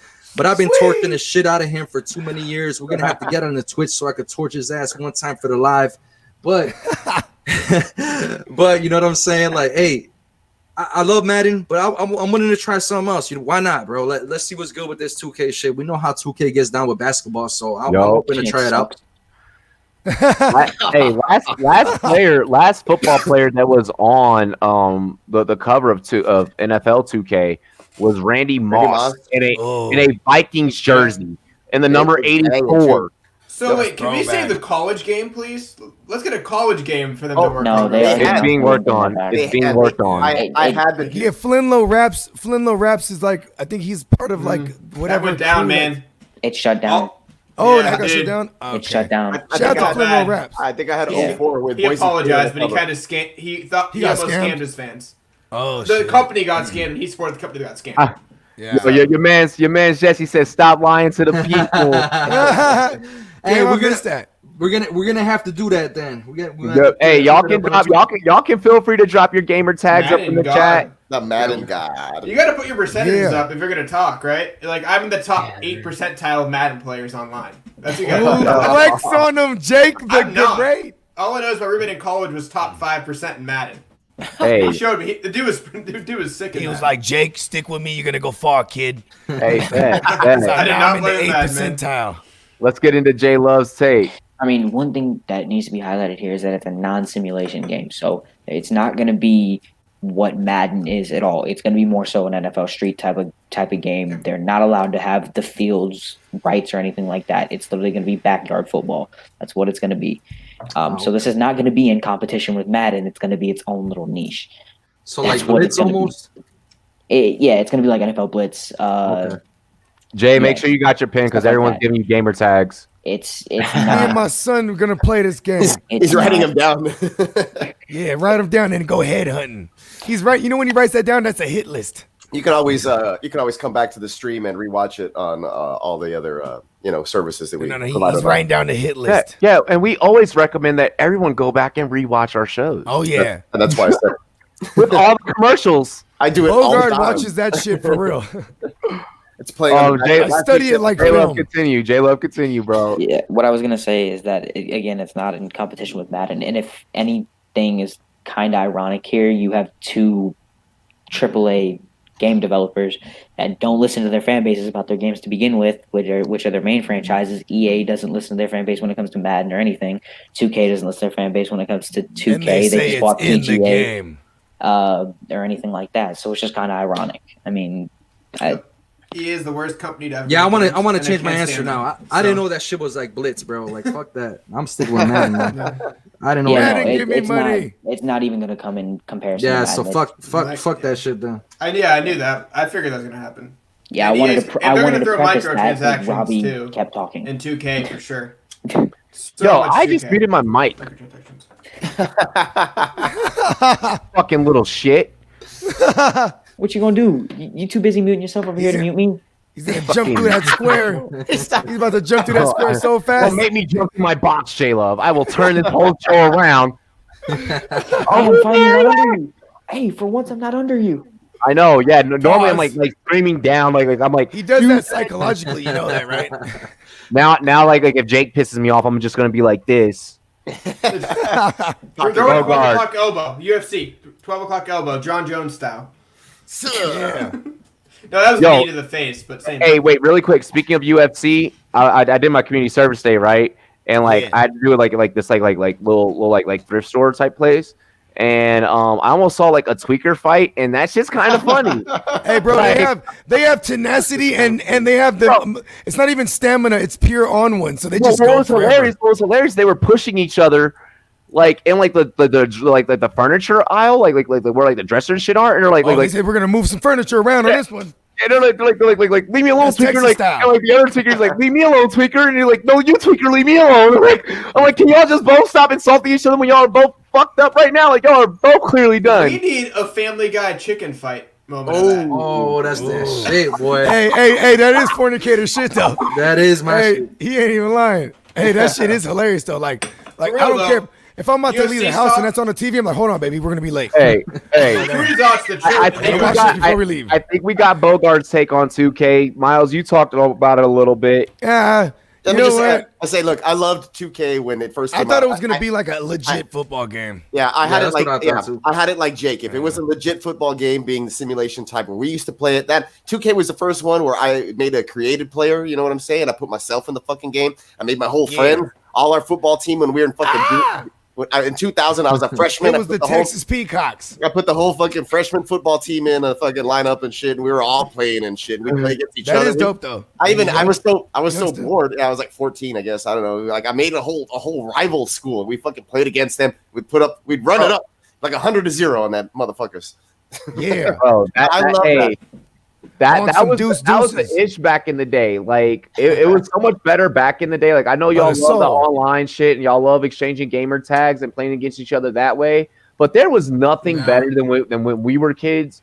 Jay, I don't know how old you are, bro, but you have a beard, so I'm gonna assume that you're my age. And there was nothing better than when we were kids. And your homies would come over. Yeah, he'd come over to play games. And he was like, hey, I have the same system. Let me bring some games. Yeah, they would bring the system even, and we would drag that wire. Or you drag the wire to the next TV. Controller when he hit the play button, you're just like, no. Just throw the elbow. Like, don't. Okay, hold on. The screen. Who saw that? Benjamin Butt's about to tell us the beginning of video games right now. No. Who recalls that, by the way? Even for me, I'm 17, and that was the way it was when I was like 8, 9, and even 10. And this has only changed in like the past 5, 6 years. That everybody's just not playing online. Hey, all I'm gonna say is when the new NFL 2K come out, I'm not buying it. I'm taking it old school. When the same thing goes for when the new Fight Night comes out as well. I'm taking it old school. We ain't doing this online shit. I'm gonna pack up my fucking PlayStation. I'm gonna pull up on your address. We putting $20 on the game. Hell yeah. And we doing this old school because these are old school titles coming back to the new school, and that's how the fuck I'm gonna do it. Hey, fellas, it's shot time though. Y'all know how we do. Cheers to me. Yeah. Oh yeah. Cheers to me. Cheers to you. All the Rumboyz and girls, what it do? Dilly, salud, fellas. Salud, baby. Once the stream ends up happening, just in a rush. Hey, you know what we should do though? We should do a game giveaway. When the game comes out, we'll do a giveaway. I'll comp that joint for a giveaway. We'll do a contest for some. Look at this. NFL Street was dope though. Not gonna lie. That was one game. NFL Street was the best. I never had that. So much fun, man. Jerome Bettis was OP. Okay. Oasis. This is a meta modern right here. This gives me a nice little buzz. Gentlemen, what's happening? Tight end George Kittle came in at number 7 in NFL's top 100 player countdown. Crazy man. The 49ers organization wants to reset the TV market and pay him a bag. But George Kittle stated he thinks he's more than just a tight end. Does he deserve to get paid like a top tier wide receiver? Miles. Yeah, Miles. Look, man, I love George Kittle. Plus, there's no other fucking receivers on that damn team because Debo's hurt right now anyway. So why not pay him like your number one receiver? The guy's a beast with a yak. He's crazy like hell. He'll block somebody 20 yards downfield, fall on them, roll over, and laugh in their face, man. I love his energy. I love what he brings to the player. The thing is, he's a tight end, right? So is he worth it? Like I said, man, they don't have much else as far as a receiving core. Jimmy G isn't the type of guy who really takes shots downfield anyway. He is the number one receiver for the San Francisco 49ers. So they should probably pay him like one. And that's my take in a nutshell. Say that again. I'll let Bogart run with it. He'll probably give you all the stats and he sees all the games. Jorge wants his pesos. You know what I'm saying? Go ahead and pay the man. But he also is a stand-up guy that if he doesn't get a deal done, he's going to play. He ain't going to be on no fuck shit and be like, oh, well, I'm taking my – he loves the game. My blocking and going home. Yeah. Yeah. Yeah. Pay him. 49ers, give me money. That's what George Kittle's saying right now. 49ers. Yes, exactly. Okay. Bogart. I just went. They love. He told me to keep. You told me to too. You know, last week, and I've been pretty good at it, keeping it to a minimum. You know you're surprising me today. Oh, bro, we have. Just so everyone knows, we have Luigi still. Like, don't get it wrong. I know we went too smooth on the Rum Report too, huh? We were like, he's like, we're gonna do it like 3 hours. Maybe we're gonna stretch it. We went like 2:08. No, that was perfect. That was perfect. Yeah, I'm just saying. I drink a whole bottle of vodka too. In my opinion, George Kittle should get paid as the number one wide receiver they have because that's what he is. He acts as the number one wide receiver. They have no other receiver there. The issue is the 49ers don't have any money. That's true. This is accurate right now. Yeah, that Brandon, now you can let rookie. George Kittle's he's probably wanting $18 to $20 million a year. Yep. And they just restructured Raheem Mostert. Oh, that's right. Yeah, it's incentive driven. Yeah, it's incentive driven. He's got to perform. Mustard on a bead, ho. But the issue is, this year they are already negative $8 million in the cap. Next year, with all those contracts on the book, they could get a little bit money off the books when they cut players and things of that nature. Yeah. They only have roughly $12 million in salary cap. I just checked. They don't have the money to pay him. It's plain and simple. So he's either going to have to get paid as a tight end, or they're going to have to do a lot of shuffling and things of that nature. And that's why the Niners smooth was like, yeah, we want to reset the tight end market. And yeah, you can get 12 cool. He's like, yo, yeah, exactly. You could reset what is Austin Hooper getting? Austin Hooper got what? Ooh, 15? Yeah, I was going to say 15. 15 is where it's at right now, I think. And I think that's decent. You know, if he can get something like he wants 16, like Snem 16, 17. But his deal wasn't long either. I mean, Hooper took a 4. It's 11. I think a 3 to 4, 11. Right? Hooper got 11. Oh, that's even better. See, you can see 11. Oh, let's go. Give him 13. Yeah, you can cap him at 15 tops. 15. If it's feasible to make the 13 incentives with incentives. Cap adjustments. Oh, he'll probably hit all his incentives unless they're crazy. You know what I mean? Like 200,000 blocks. I'll say this. I'll say this when it comes to George Kittle and getting that bag over there in San Francisco. A lot of things work in his favor. That offensive system over there, you don't need to pay a big time back. There's no superstar in there, so you save some money there. And we're already seeing with the wide receiver positions, you don't need a premier wide receiver in the actual wide receiver position because you got George Kittle. Pay that fucking guy. You guys are willing to pay Jimmy Wapo, who he's not. I don't think he's worth it. But at the end of the day, if you manage the game, you're straight. But my man Wapo, his shit is actually cheap right now. Hey, Jimmy G, you can pay Jimmy G when you're tapping Kiera Mia. I was already that's where you were going. Legend. Hey, I knew that's where you were going. Is so thick. Like, pay that nigga. I follow her on Instagram. She's always speaking motivational shit, which is kind of crazy because I hate when they do that, bro. Did you know Lisa Ann is a fantasy analyst now? Oh shit! I bet you she got Get her hella on the followers. show. Let's get her on the show. I want to. You know what? I'm gonna send the booking email tomorrow. Yeah. Like now that I'm not with my ex, like I can do that. Like I can book a Dial it up, Admiral. I can Dial book it a up. porn star now, turn fantasy analyst Listen, on our listen. show. You don't have to say that part. You just say she's a fantasy analyst. You know what I I'm was saying? gonna say, yeah. Look, No. if Deshaun Watson can hang out with Mia Khalifa, and then Entertainment. right before his first game that he ever We played, gotta wait till J Love turns 1,800. You know what I'm saying? Because then that means you know what I'm saying? we could be on the same show with an adult star. You know what I'm saying? Adult film star. She'll see J Love and she'll be like, when he's I like him 1800, young. when he's 1800, he'll look 21, right? J Love after this podcast is gonna go look up who Lisa Ann is. Gonna be like, bet. He's gonna watch her Book videos. that, Rob. He's gonna watch her videos and listen to her fantasy takes. He's gonna be like, man, it turns me on so hard. Hey, Where no, can I J Love listen would to still her? be like, no. Confidence He would still debate her if she was wrong about stuff. She'd be like, no, let's listen. The First of comment all, I just left. Where can I my listen to take her now? fantasy Can we takes? get this focused? yeah, fantasy Sorry. takes. Yeah, we still talking about football. Not that one. We weren't talking about Jimmy Garoppolo. So. Porn That's star not the Jimmy. topic I recall. Anyone brings up porn star Jimmy immediately triggers porn stars fucking rosters. Well, So all right, my take. yeah, Jake, your take, and then we have a question from the chat. Bring it home, Jake. Well, he'll try to reset the market as a tight end. Mia officially. Khalifa!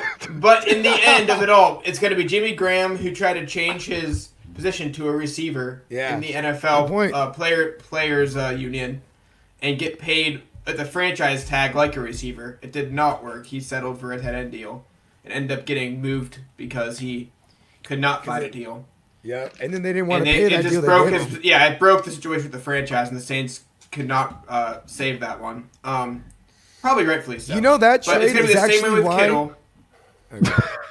No, go ahead. Okay, let Bowen go. You're good. Oh no, I was gonna say that trade for Jimmy Graham was the sole reason why like our Alvin Kamara's and companies were able to run for those years too, because I think they traded for Max Ingram, and like he just Oh yeah, Unger, yeah, and they Unger. just turned that line around. All of a sudden, they were just leading the league in rushing, and then he Well, retired last year. Also, Oh, they, straight But he'll up. never set the market. they also He'll never got set the market Ryan Check, as a who's receiver. like the best He won't get franchise paid like player. it. He'll be a tight end, 14 to 13 and a half. He does not play enough spots, or percentage-wise, he does not play receiver enough to be considered a receiver to get tagged like a receiver and negotiate later. So he'll get tight end and he'll get paid 13, 14 somewhere. Probably the Niners. And he's not Give gonna him get that paid once. 15. Pay him. Mayor Roberts laughing at my ass. Yeah, I was took laughing too. a nasty ass Yeah, I shot. see that. I was like, that shit. That Shout out shit to was- Mayor Robert, Shout out Mayor to the mayor. Bobby. Hey, I, man, hope you stayed safe during the So, hurricane. man. so hey, I'll go ahead and I'll reveal what the shot that I just took behind the scenes. I did not run out and buy rum today because I got done with like community service like mad late, like right when I had to get on set. So I didn't go out buy a bottle, and my mom had this bottle of like vodka, and I don't know. Oh what yeah, he's in it is. Bogart's world. Yeah, I don't know what it is, but it's nasty. It's awful. And it makes me want to hit someone. Like, Oh shit, he always drinks dark. Now he's on that light. You're one of those. yeah, I'm like, See, I think clear and see things clear. You're why is gonna the door open? He's ready to fucking jump out that gang. square. He's like, I'm coming, J Love. I'm coming for you. No, so really quick, our question from the chat actually does come from one Mayor Robert. Thank you for contributing to tonight's show, Mayor Robert. Yeah, He big says, so what do y'all think of Big Ben's production? Is he worth a roster spot? We start off with Jake, the bearded one. Who? Sorry. I was looking at chat. Sorry. Failed. He's talking about Oh, yeah. his big Ben got it in him still. Is he worth a roster spot? Super flex. That's it. Oh my Yeah, bad. super Somebody- flex. If you want to go quarterback crazy late, maybe, but I've never seen Tommy John with the quarterback. Besides No, Jake Delhomme. Jake Locker. Oh, it's Jake Delhomme. There you go. I knew it was Jake. And even then, he wasn't a high volume guy when it came to passing. So I would not trust him. That glass. Just I would rinse not- that I would whole not glass trust Big now. Ben. Like, I don't even want that tase. With the weapons around him, I think he's a better option. Even before that or later, you're gonna find somebody. I don't think Big Ben's gonna put up big numbers this year. The talent around him doesn't seem to be set for it. And if it is a system that they win, it's probably going to be more run heavy, rely on that defense until they get a number 2 receiver to help open up the passing I think game. Deontay Johnson and Claypool on the other side, rotating with James Washington, could suffice. But I don't know. You're if not going to mention that field Juju Smith-Schuster. Oh, God. Well, they're going to put Juju in the slot. That's the one. That's what the I'm one, saying. obviously. They're putting Juju But in the Didn't slot. mention Juju Oh, Smith-Schuster. God. Juju's the one, man. He's in a slot. All right. He's Yeah. the one. Wait. No, they Smoky said they're Jay. gonna put him in the slot. Jay? Yeah, Jay. Yo, Let us know, Jay. Jay, is look below us. Is this your friend? That's my brother. Joe Mixon is a third. Yeah, he's tweaking. Hey, Brody. I'm gonna see you on the Twitch tonight, man. Let's get this Madden going, boy. Hey, I'm gonna need you to talk to your brother and be like, nah, B, that's just not the way. You know what he's trying. You know what he. Shout you out know to what he's Sweetness. doing? We just did an episode this week. Everybody peeped that, man. Sweetness is the guy. Sweetness. That's the best. We're- That's the best fucking nickname, though. Yeah, I he's love a it. Chicago fan, so you know what I'm saying. Yeah, That is, look, it is the awesome, right? sweetness, yeah, it makes All sense. right. Really, yeah. Go ahead. Please talk to your homie really quick about this take in the chat, dude. Nah, man, he's tweaking right now. I think he's doing that because we got a draft coming up, and I picked before him, so he probably wants me to take Mixon and let somebody else fall to him. That's probably what he's trying to do. I hope it's trolling. I hope it's trolling right now. He's trolling. He's trolling. He's Mine trolling. too. Okay. It's the money. What is it called? The Cerebro. The Cerebro Assassin. He's not the best talent in the Time division. to play That the goes to game. Nick Chubb. Like, Yeah, Nick Chubb. Hey, I ain't gonna lie, that motherfucker scared me with that take. I was like, he has never seen the Rumboyz Fantasy Network. He's been reading too many Rumboyz.com J-Love articles. He's not talking about fantasy-wise. He said most talented. J-Love I got to see a season of it. Oh, talk. I called Joe Mixon. Jordan, Diet Jordan, you want to Le'Veon do Bell. Jordan? Jordan, you want to open up this fucking box of worms, Jordan? You want to rip open the bag? Let's talk go. about it. Round 3. Talent-wise? Ding, ding, ding. Talent-wise, he has a case. He's He's Oh. diet. He's diet. Ooh. Le'Veon Bell is what I call him. He's definitely Sir not- Joe Diving right into Mixon. that box down there, bro. I'm diving right into that box, bro. You are so insane. So Pause. you're telling me, look, there's a running back that I don't even like. There's a running back that I'm not high on that I'll tell you that is better than Joe Mixon. Who? Kenyon Drake is better than freaking Joe Mixon. That's close, baby. I disagree. Everybody's like, that's close. Austin think his Eckler- situation is Austin better. Eckler is I think his Joe situation Mixon is is already trash. better. I love Kenny and Drake, but we saw what happens with bad coaching. Like, he couldn't come up with Adam Gase. He came up over there in Arizona. Joe Mixon, even with bad coaching, And a he bad was line. still balling the fuck out. I give that. I He's give more that with Joe talented. Mixon. Sir Joe Mix-a-Lot. He I likes get that with Joe touchdowns and he Mixon. cannot lie. No, David Montgomery better than Mixon. Oh.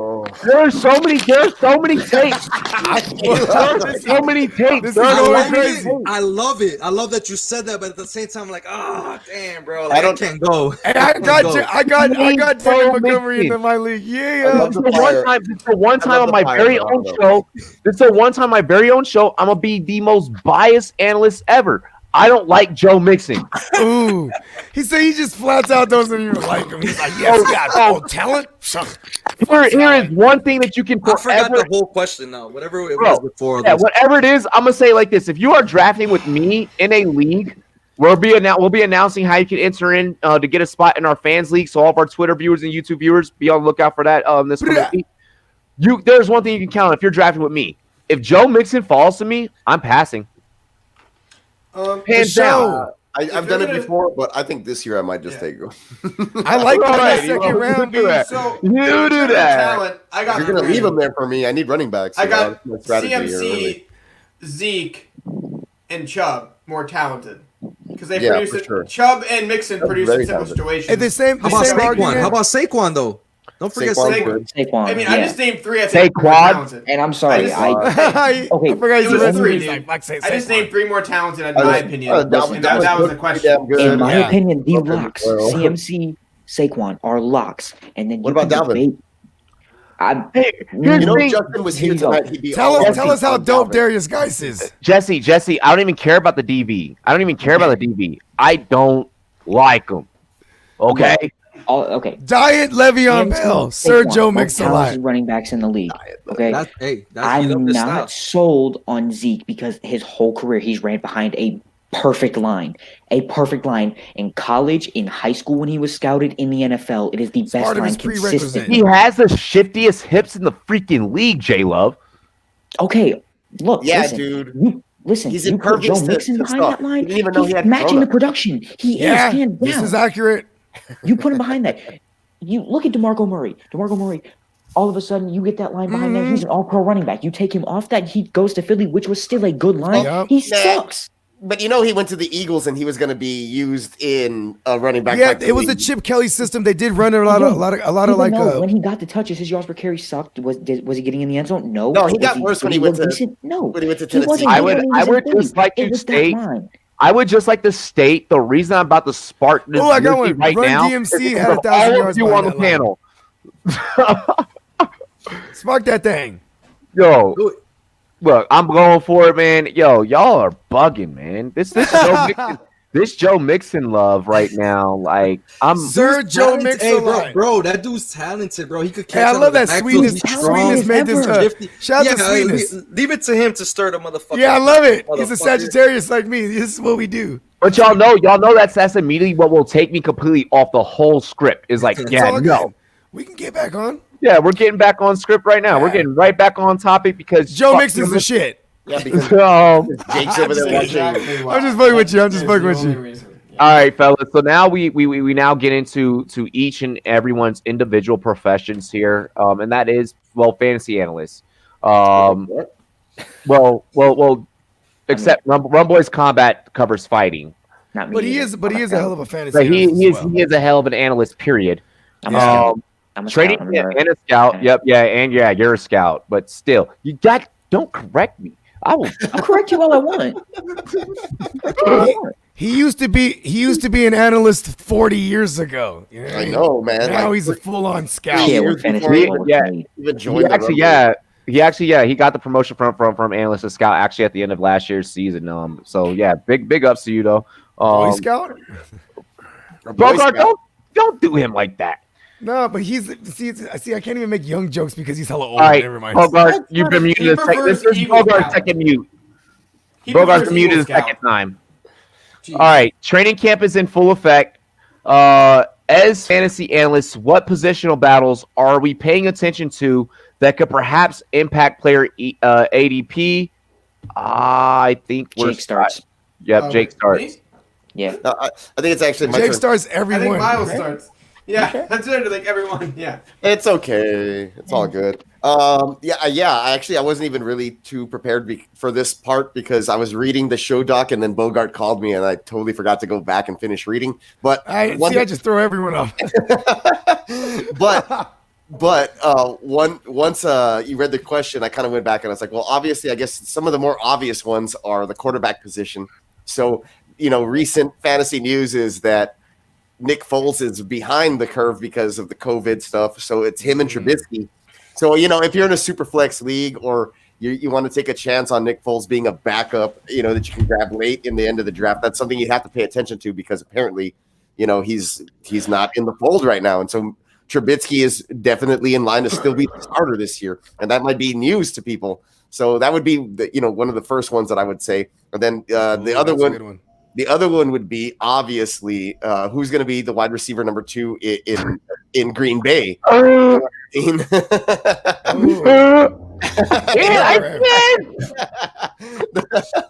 phone call. Yeah, so I got distracted and I didn't finish reading the show doc. But anyway, but yeah, the other one would be who's going to take over that wide receiver 2 position. I mean, Devin Funchess is out of the mix, and not like he was really in it in the first place because he also opted out. But this is a question that goes back to last season, and then they didn't address that in the draft. So it's really who emerges and takes that role, if it's one single person or not. So those are the two places where I would look.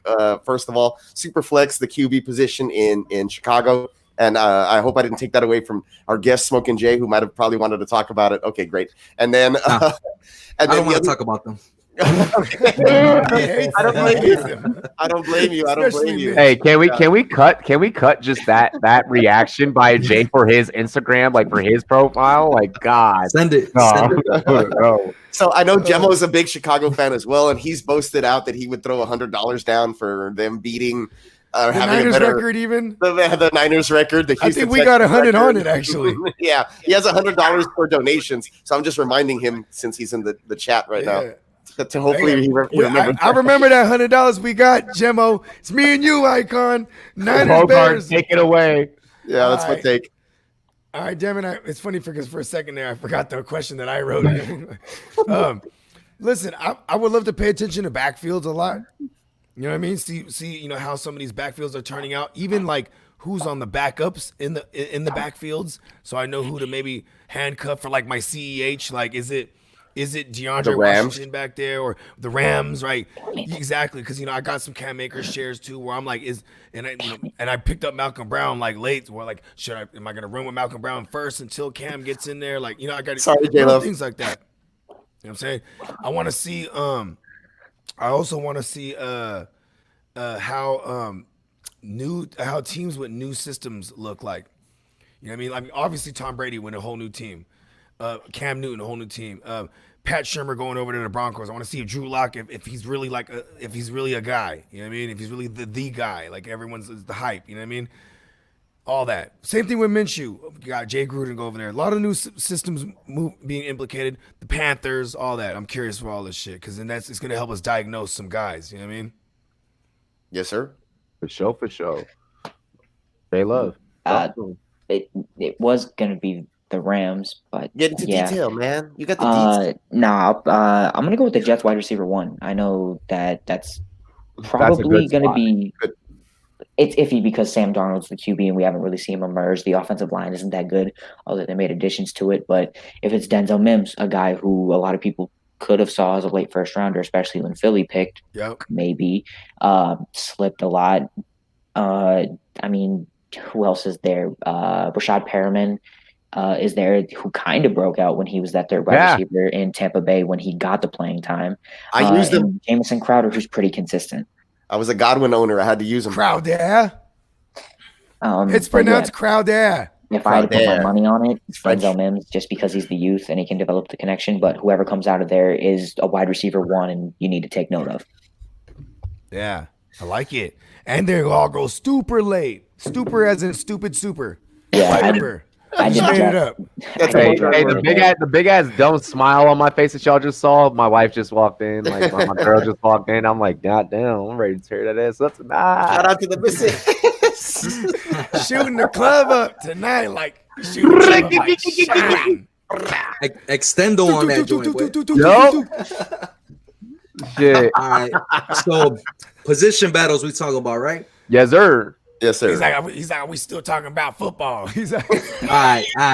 So I got one that's been on my mind a lot, and I've been putting a lot of thought into this one. We talk about Kerryon Johnson and DeAndre Swift in Detroit. Yeah, that is a running back position right there, or a position battle right there. I'm very interested in. I think it's kind of crazy that they drafted Swift in front of a Jonathan Taylor. So that lets you know already off top, really, they value him so fucking high. And Kerryon Johnson was supposed to be that type of back that could do it all.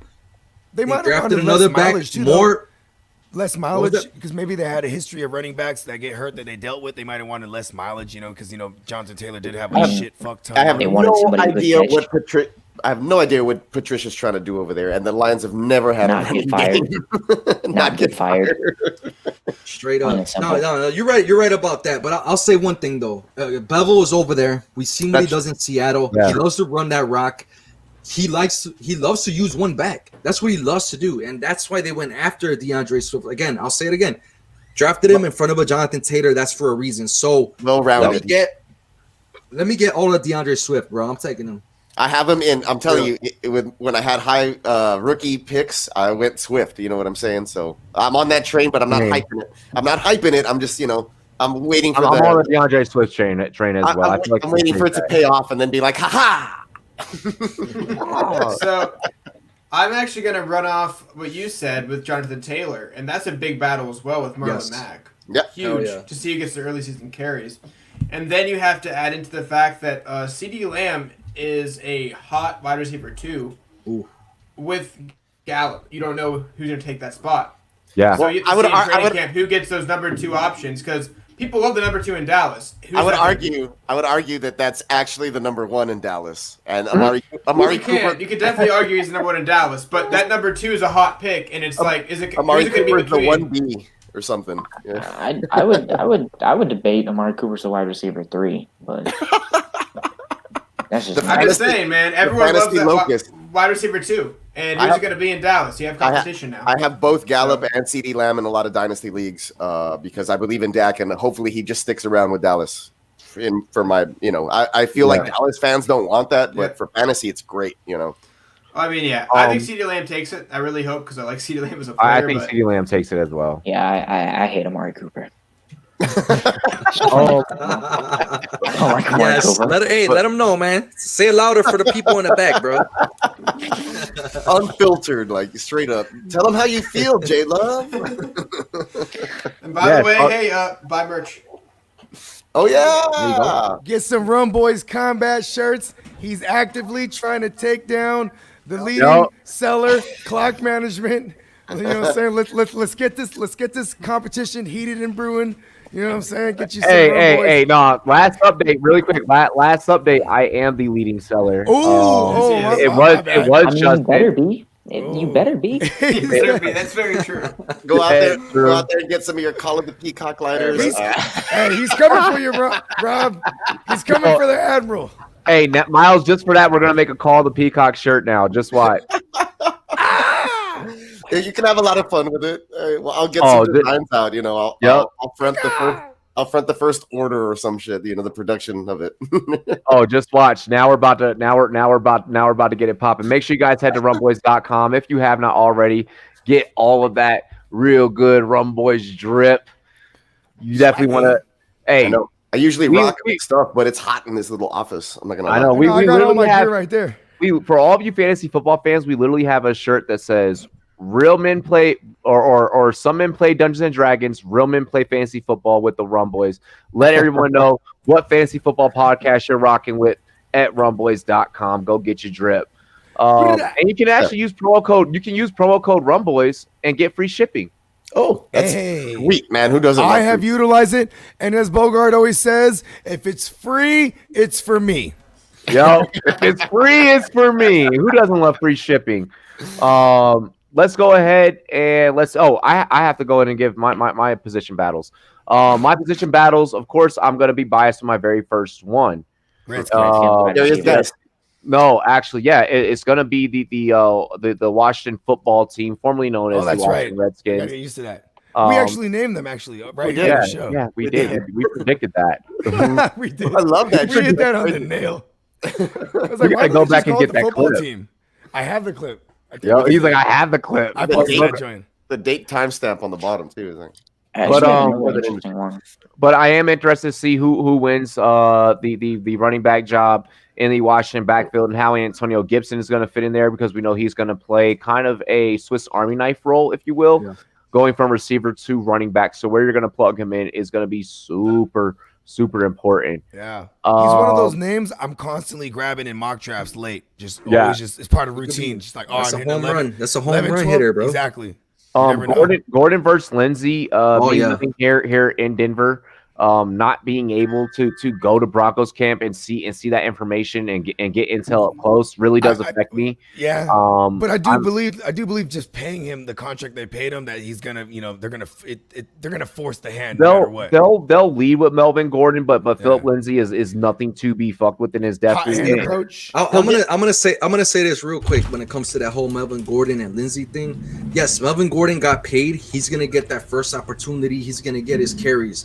But Lindsey's one of those guys. He's a home run hitter. You give him that ball, to rest Gordon around the 20-yard line, that dude And could punch it in from over there, bro. Yeah, he could that's punch it in usually from what all he the way does, over too. there, dog. He don't have Hey, to be goal line like 2-3 yards away. You know what I'm saying? He's got that boom in him. Big facts. I like Big his It's facts. crazy how small he is too. He's a leverage king, and he could pass protect for his small ass dog. It's And- crazy.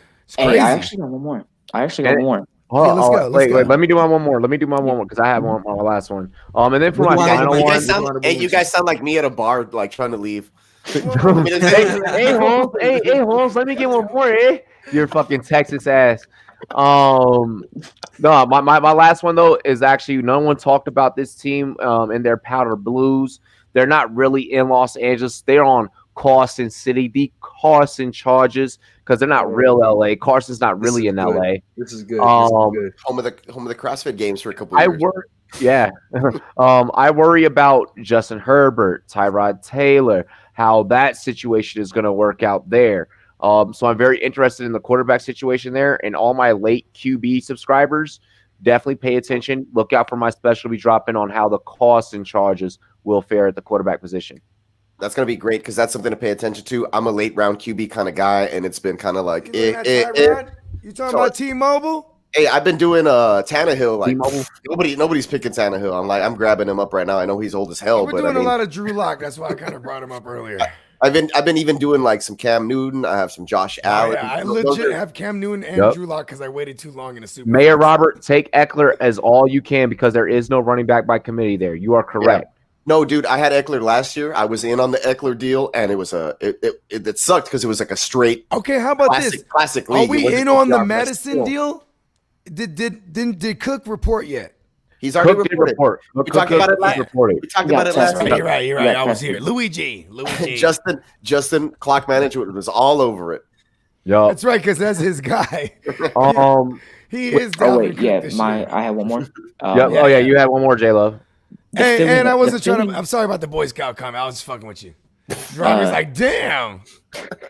The Philly wide receiver, Philly wide receiver one, whether it's Alshon Jeffrey, whether Rager, even if it's Rager, Arcega-Whiteside. No, I said it with a list. And there's no more Marquise Goodwin too. Leave my homie alone. All right, that was a very touching. That was a very touching interview with the Arcega-Whiteside. You did it too. But people are like saying it that way. And people are saying it that way, like that's the way you pronounce it. It's like maybe that's the way he pronounced it. Nobody questions Mike Tyson.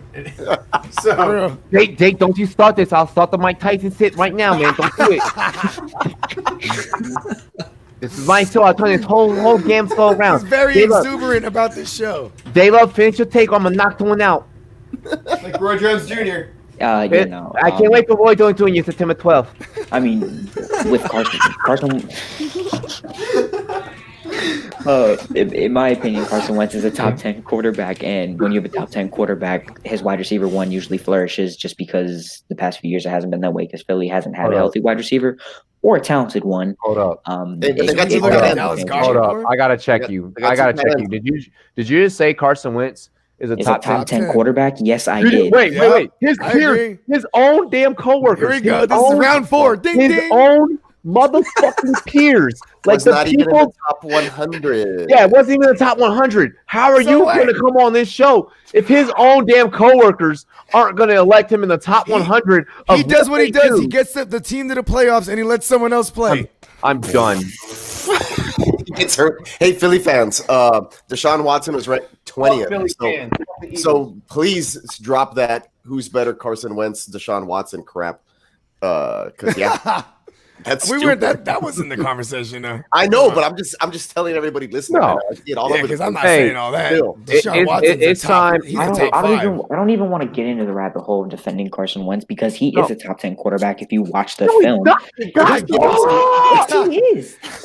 Hey, when your own coworkers say that you are not even in the top 100 of some shit that they all do, plus you. Hey, you know who wasn't in the 100? Jalen Smith.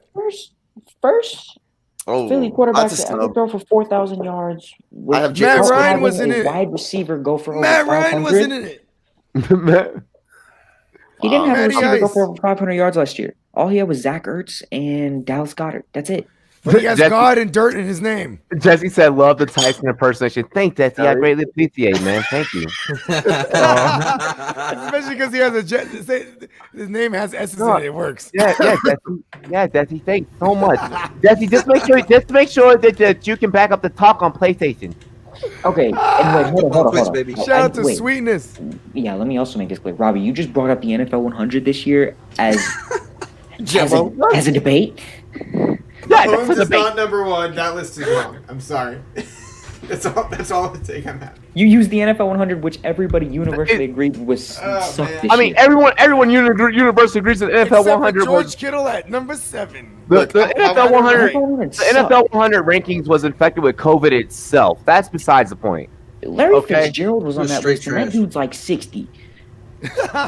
You know what? I gotta say this though. Calais Campbell was ahead of Myles Garrett. He knew his daddy. That's all I'm saying. Calais Campbell was ahead of Myles Garrett. 8 spots. Yeah, y'all ready for last take? Myles Garrett swung a helmet. He deserved to be higher. Hey, Myles Garrett swung that helmet and got paid, bro. That's still. Hey, he deserves to be higher. Hey, on the that way getting give paid. me money. Joey Bosa. Why is it topic? Joey Bosa getting paid. Oh, Joey Bosa has a minute before he gets paid. Give Joey Bosa another year and then he'll get paid. Joey Bosa just got the bag. $135 million guaranteed. Yep. We're not guaranteed, mostly guaranteed. He got like $15 million. He got 100 guaranteed, I think. I'm still all for drafting shattered the market. I'm all for still drafting a dynasty team that's all Miles. Give me the Miles Sanders, Myles Garrett. It's an IDP league, right? Miles Boykin. They're all over the place, baby. Yeah. I'm gonna throw myself in there. All the Miles. Hey, Miles. With COVID happening, you and I can both get NFL tryouts right now. The replacements, bro. This is the year. I'm a slot receiver. Like, no problem. Just watch. Or a placeholder. I can hold that football. Hey, that's my job. Don't take my job. Better job than Tony Romo. Alrighty. Hey, fellas. It is now time for our segment. Hey, fellas. It is now time for our segment. Like a true Texan. All right. It is the segment, what we call last call for alcohol. I gotta get one. Yep, go ahead. I'll be right back. Last call. If you gotta get it, do whatever you gotta do. This is the last. Oh, my man's on the Modelo's heavy. He's like, I've watched the Rumboyz Fantasy Network. I know what that motherfucker Robbie like. Modelo, give me money. We loaded, baby. We loaded. Let's get it. The Delos is what we call them. Hey, really quick, I want to shout out to Miles. He just left, but I want to shout out to all of our viewers out there in Houston. Shout out to Miles out there representing Houston. Shout out to Mayor Robbie. Robert out there. Yep, shout out to Mayor Robert. Mayor Robert is always in the chat. He's always tuning into the show every single he's a legit Friday mayor night. too. Yeah, and he's a legit mayor. It's not just a clever screen name or username. Yeah. I want to shout out to the whole Bay Area. Shout out to Bogart representing the Bay. Yay! Hey, we got the Carolinas holding it the fuck down. This man is also from Chicago as well. Apparently Freeport's not Chicago though. It's a decent bit away. He's like, it's a decent bit away. It's a decent. But hey, my girl's like, nigga, nah. No, it's like 2 hours away. White Sox? You a White Sox fan? Yeah, he's a White Sox fan. Yeah, Shout don't worry. White Sox, baby. Ain't no. Oh God, Smokey J's a White Sox fan. We have 2 White Sox fans on this. Hey, shout out to the Shaw as well. Shout out to Chicago again. We got Smokey J representing the Shaw. What's good? Yo, hey Jay, how are you a White Sox fan though? I thought like, how did that happen? So like everybody, you know, I'm one of those people that I don't follow the crowd type of shit. Everybody around me love the Cubs. Yeah, exactly. And I was like, fuck that shit, bro. Like, I'm going over here with the White Sox because these guys are the underdogs, and they're like me, bro. I'm a motherfucking underdog in this shit, so I feel like the White Sox in Chicago. You know what I'm saying? I like that. He said, I'm the underdog out here in this shot. That's why I'm repping. Okay, I like it. I always go for the underdogs, man. That's the way. That's my story, too. I'm always the work harder, baby. Gotta work harder. That's how we know he's really gonna be a force to be reckoned with in this fantasy industry, ladies and gentlemen. Make sure you guys follow him on Instagram. He's definitely fucking the game up. He's fucking the game up at the Fantasy Fornicator is where you can follow him. Smokey J, that is. And then also we got Ohio, Pennsylvania up in the building. Rumboyz Combat Jake did great representing Rumboyz.com. Our combat sports writer. What's good, bro? How you checking in at the end of the show, man? You feeling good? Yeah, man. Looking forward to tomorrow. We have Ronda Rousey's first client fighting in the main event. That'll make Gemmo excited. He loves Ronda Rousey. yeah. Anytime we talk UFC, He he's like, is Ronda fight Rousey? like Ronda Rousey. He is more all around than Ronda Rousey. But he Yeah. has 4 fights and he's fought like a total of a little over a round. Oh, okay. So he's a dominant young prospect, and so he was born in 1997, so he's super young for the UFC. But he's fighting Derek Brunson, so. And Jake, what time do we have? Do we have UFC action tomorrow? It's early, isn't it? Or no? Starts early. It's a fight card. 5 and 8. Yeah. Okay, 5 to 8. And are we back in Fight Island? No, Vegas. Vegas. Oh, Vegas, shit, yeah. this is dope. Last week was the last Fight Island. October, Habib and Gaethje at Fight Island. Most likely. Yup. I love it. Hey, and Jake, final thing, man. Where can people catch your articles? And when they get done reading your article, where can they go place some money for all that UFC action? Well, Rumboyz_combat on all social media, and Monkey Knife Fight for all your UFC and other sporting events, gambling, entertainment. So I don't know how the scoring goes for other sports. You can tell me that much, but they go by round, takedown, strikes, and they do the over-unders, winner, what round by decision and stuff. I think Robbie could explain the other sports how they do it, but UFC is pretty straightforward. Yep. So make sure you guys get your UFC action tomorrow on monkeyknifefight.com. Promo code RUMBOYS in all caps. We're matching deposits all the way up to $50. Last topic of the night, last call for alcohol here on the Rumboyz Fantasy Network. Both LA teams have brand new state-of-the-art stadiums. And now these two teams are subject to the Hard Knock series. Do we honestly give a fuck or nah? And I think we start with Jake. Yeah. Well, the Hard Knocks at this point is so censored and not fun since Rex Ryan was involved and made it entertaining. I feel like I don't really care who does it anymore. I just feel like it's watered down and you can't be who you really are as a team. So I don't think any team should want it, and especially in LA with new stadiums and like the hype around it. If you're gonna pick the Chargers, there's no hype around that team in terms of fan base going to the game. It's just not an LA team. You'd have to go the Rams, and at that point, I don't think they'd want it unless you have Jared Goff having a great season, because you don't have Jared Goff in a big contract struggling on Hard Knocks. Very bad side for him if he has to go through that. Hey, I'm with the shits. Fantasy fornicator. Get him. Yeah, man. I'm excited, man. I don't care. Like, I'm trying to see some more extra football behind the scenes. I'm trying to see what's going on with the COVID shit going on. You know, how are the football teams handling that shit? So, I'm interested. You know, I want to see what's going on. You know, football is not promised still, so I do want to see, you know, some of the behind the scenes type shit. Oh, it's happening. I will say one thing. I wanted to talk about the position battles. And he never got to touch on it. I had an honorable mention and has the Chargers. For those deep leagues, we're looking at Joshua Kelly and Justin Jackson. Yep. One of those two guys are going to take that Melvin Gordon type role, because Austin Eckler already has his role on that squad. So pay attention to that. Joshua Kelly, Justin Jackson. Hey, wait, really quick. Let me piggyback on that. Hey, Joshua Kelly, I hope that you get that job. Yes. Just because Justin Jackson, next time that you say that you're gonna come on the Rumboyz Fantasy Network for the Rumboyz After Dark. Oh, he was supposed to come on this joint. Out of here. You make sure that you show up for the show. I knew that was coming. He did the 42 fake. That's right. I remember that. We were real pumped for it, and then it never happened. Damn. But so Joshua Kelly, take that job. J Love, get him. Yeah, Get that shit, Kelly. Let's get that shit. I don't ever watch Hard Knocks. It's all fake and banter. To be honest, it's just another reality show that I don't really care about. It's football. Whatever. He's seen TV when it started. I watch it. It is what it is. I don't really care what goes on behind the scenes. silent black and white. Charlie Chapman is his favorite actor. I mean, yeah, I don't watch Hard Knocks. As for the stadiums, do the Chargers have fans to begin with to fill the stadium? No. Are the Rams a new actually stadium a part and of no LA? fans are in a good fucking point. Are the Rams actually an LA team? No, they're always going to be.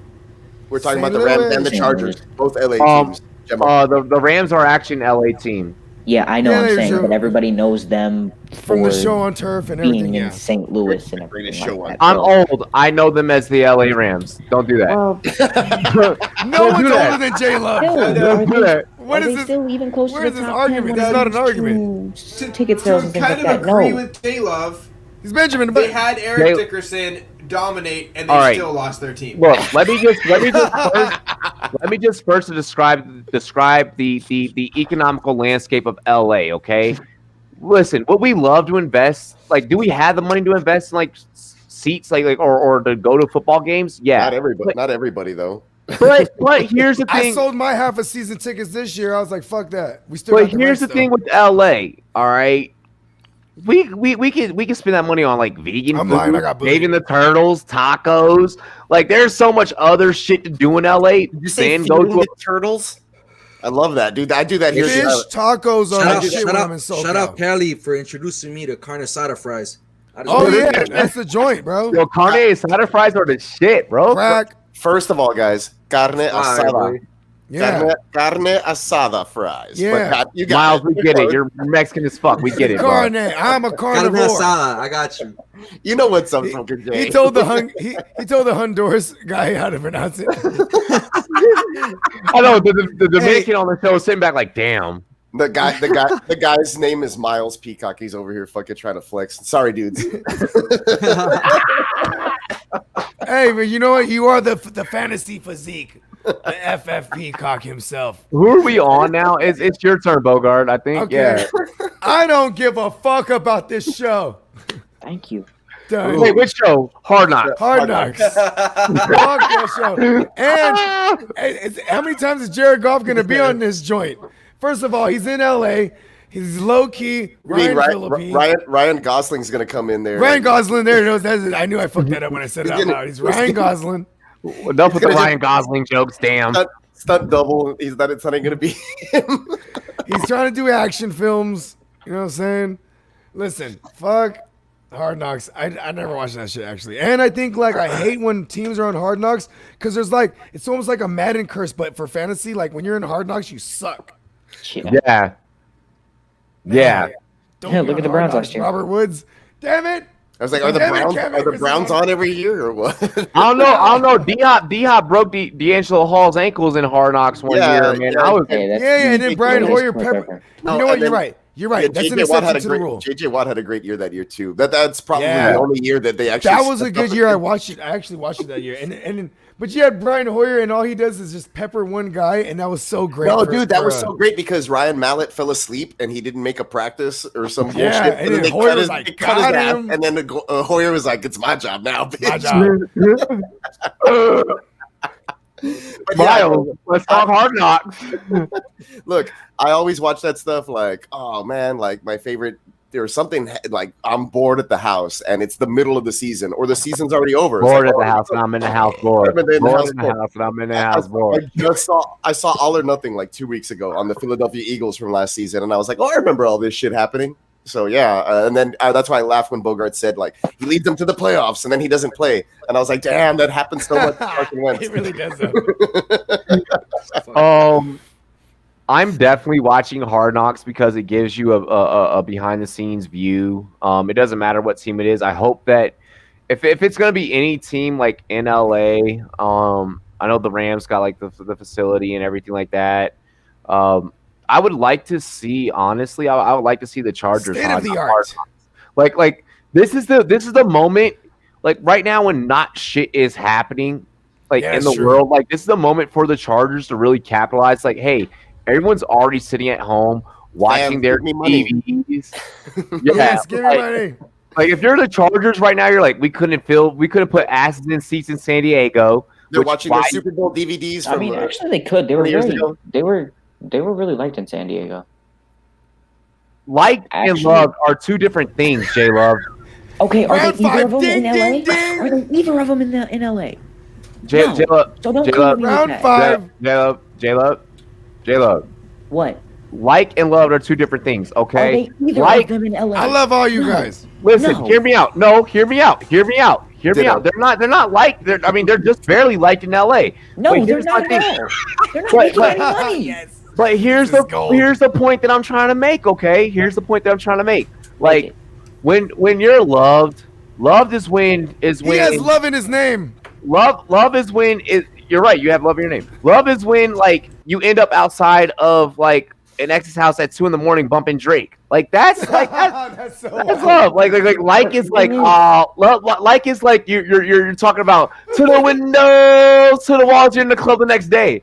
Okay, Oh, we like them all. the thing is, If that's with the the case. Chargers, they never experienced that in the first place, so how would they know?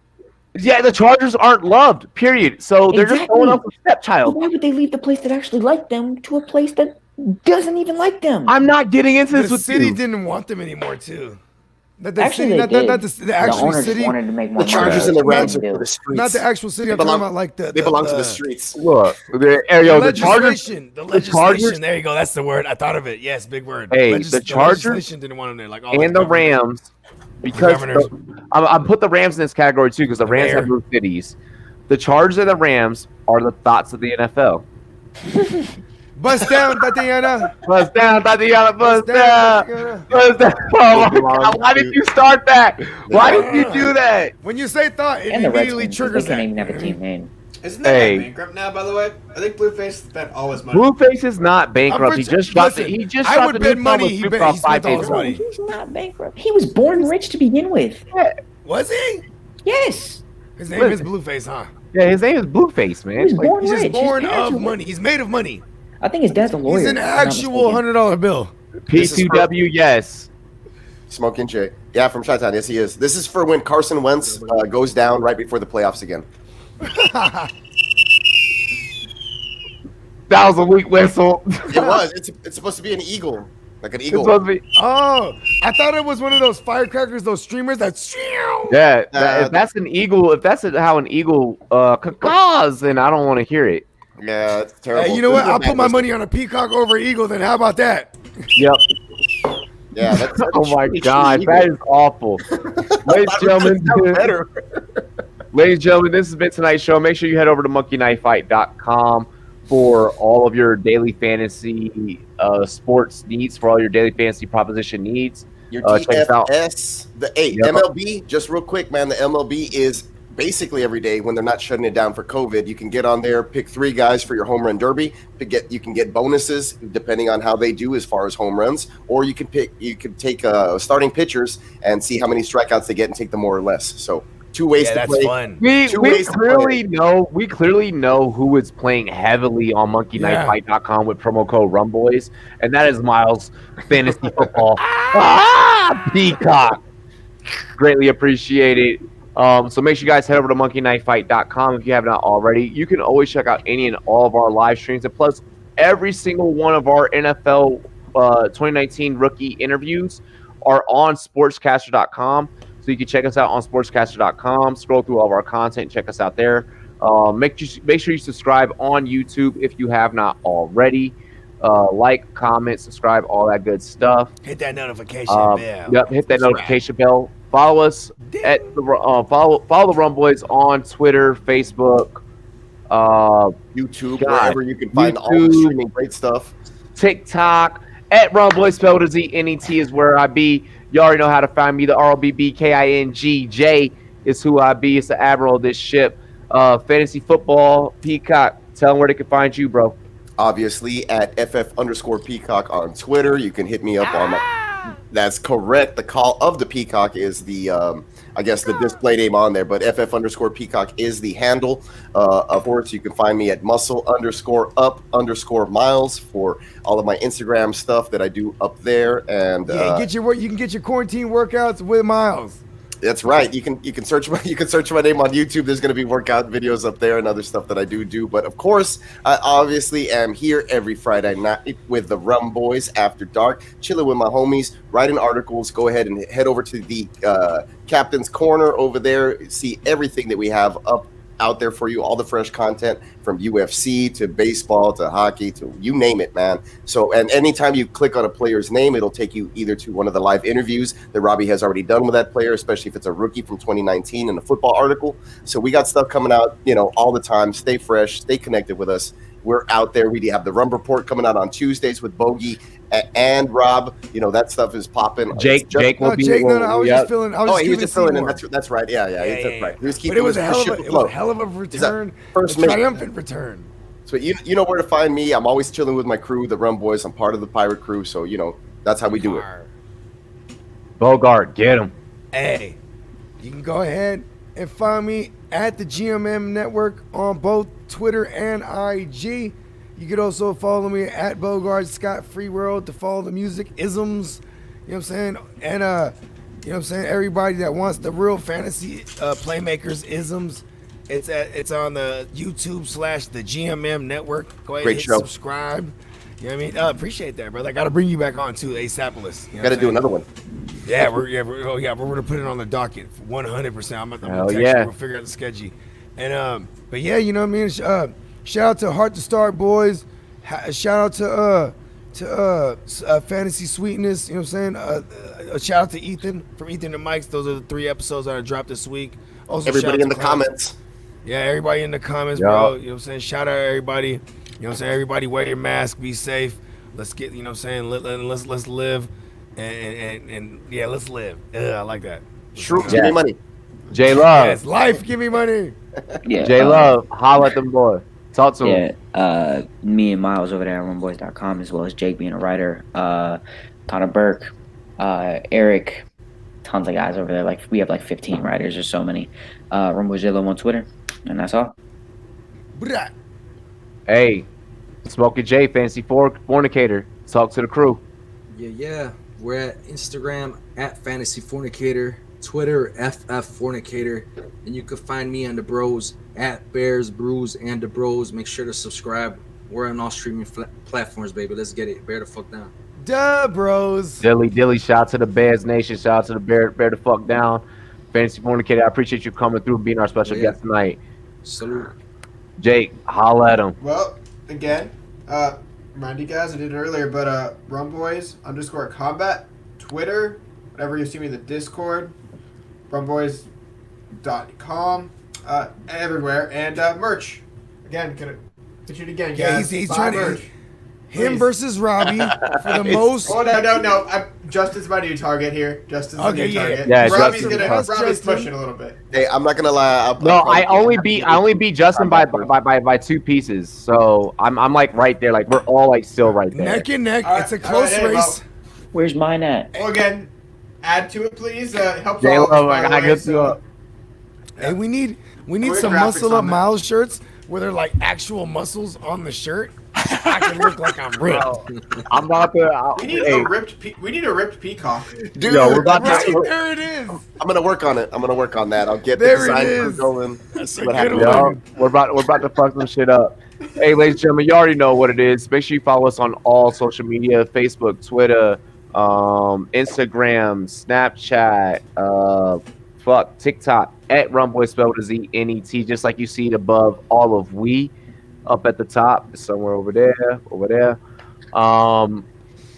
Also, with that being said, monkeyknifefight.com, promo code Rumboyz. I appreciate the whole entire crew. Like, I appreciate every single one of you guys dedicating the time, taking the time out to come here, chill every single Friday night. We have a couple of beers, and we kick off our shoes, and we take a load off. It's a beautiful thing. We work hard, you mean? Yeah. Oh, we work damn hard. We work damn hard. The hardest working podcast in the industry, no doubt. Let's see. Run Report on Tuesdays. Every Friday, you guys can check us out here, 9 p.m. Eastern time. I will let you guys know about all playoff plays coming up soon on our Instagram stories. So make sure you check us out there on the gram. And other than that, hey, fellas, y'all know how we got to sign off. Oh, and also sign for rumboyz.com if you have not already. Make a username, make a password, sign to that thing, get the updates on all the hottest articles. You can even add it to your cell phone homepage. Add it to your homepage, and add it to your home screen. So that way you got it at one click. Cheers to me. Cheers to you. All the Rumboyz, the girls, what it do. Dilly fucking Dilly. I'm outie with the whole crew. Play my outro, my dude. Ah!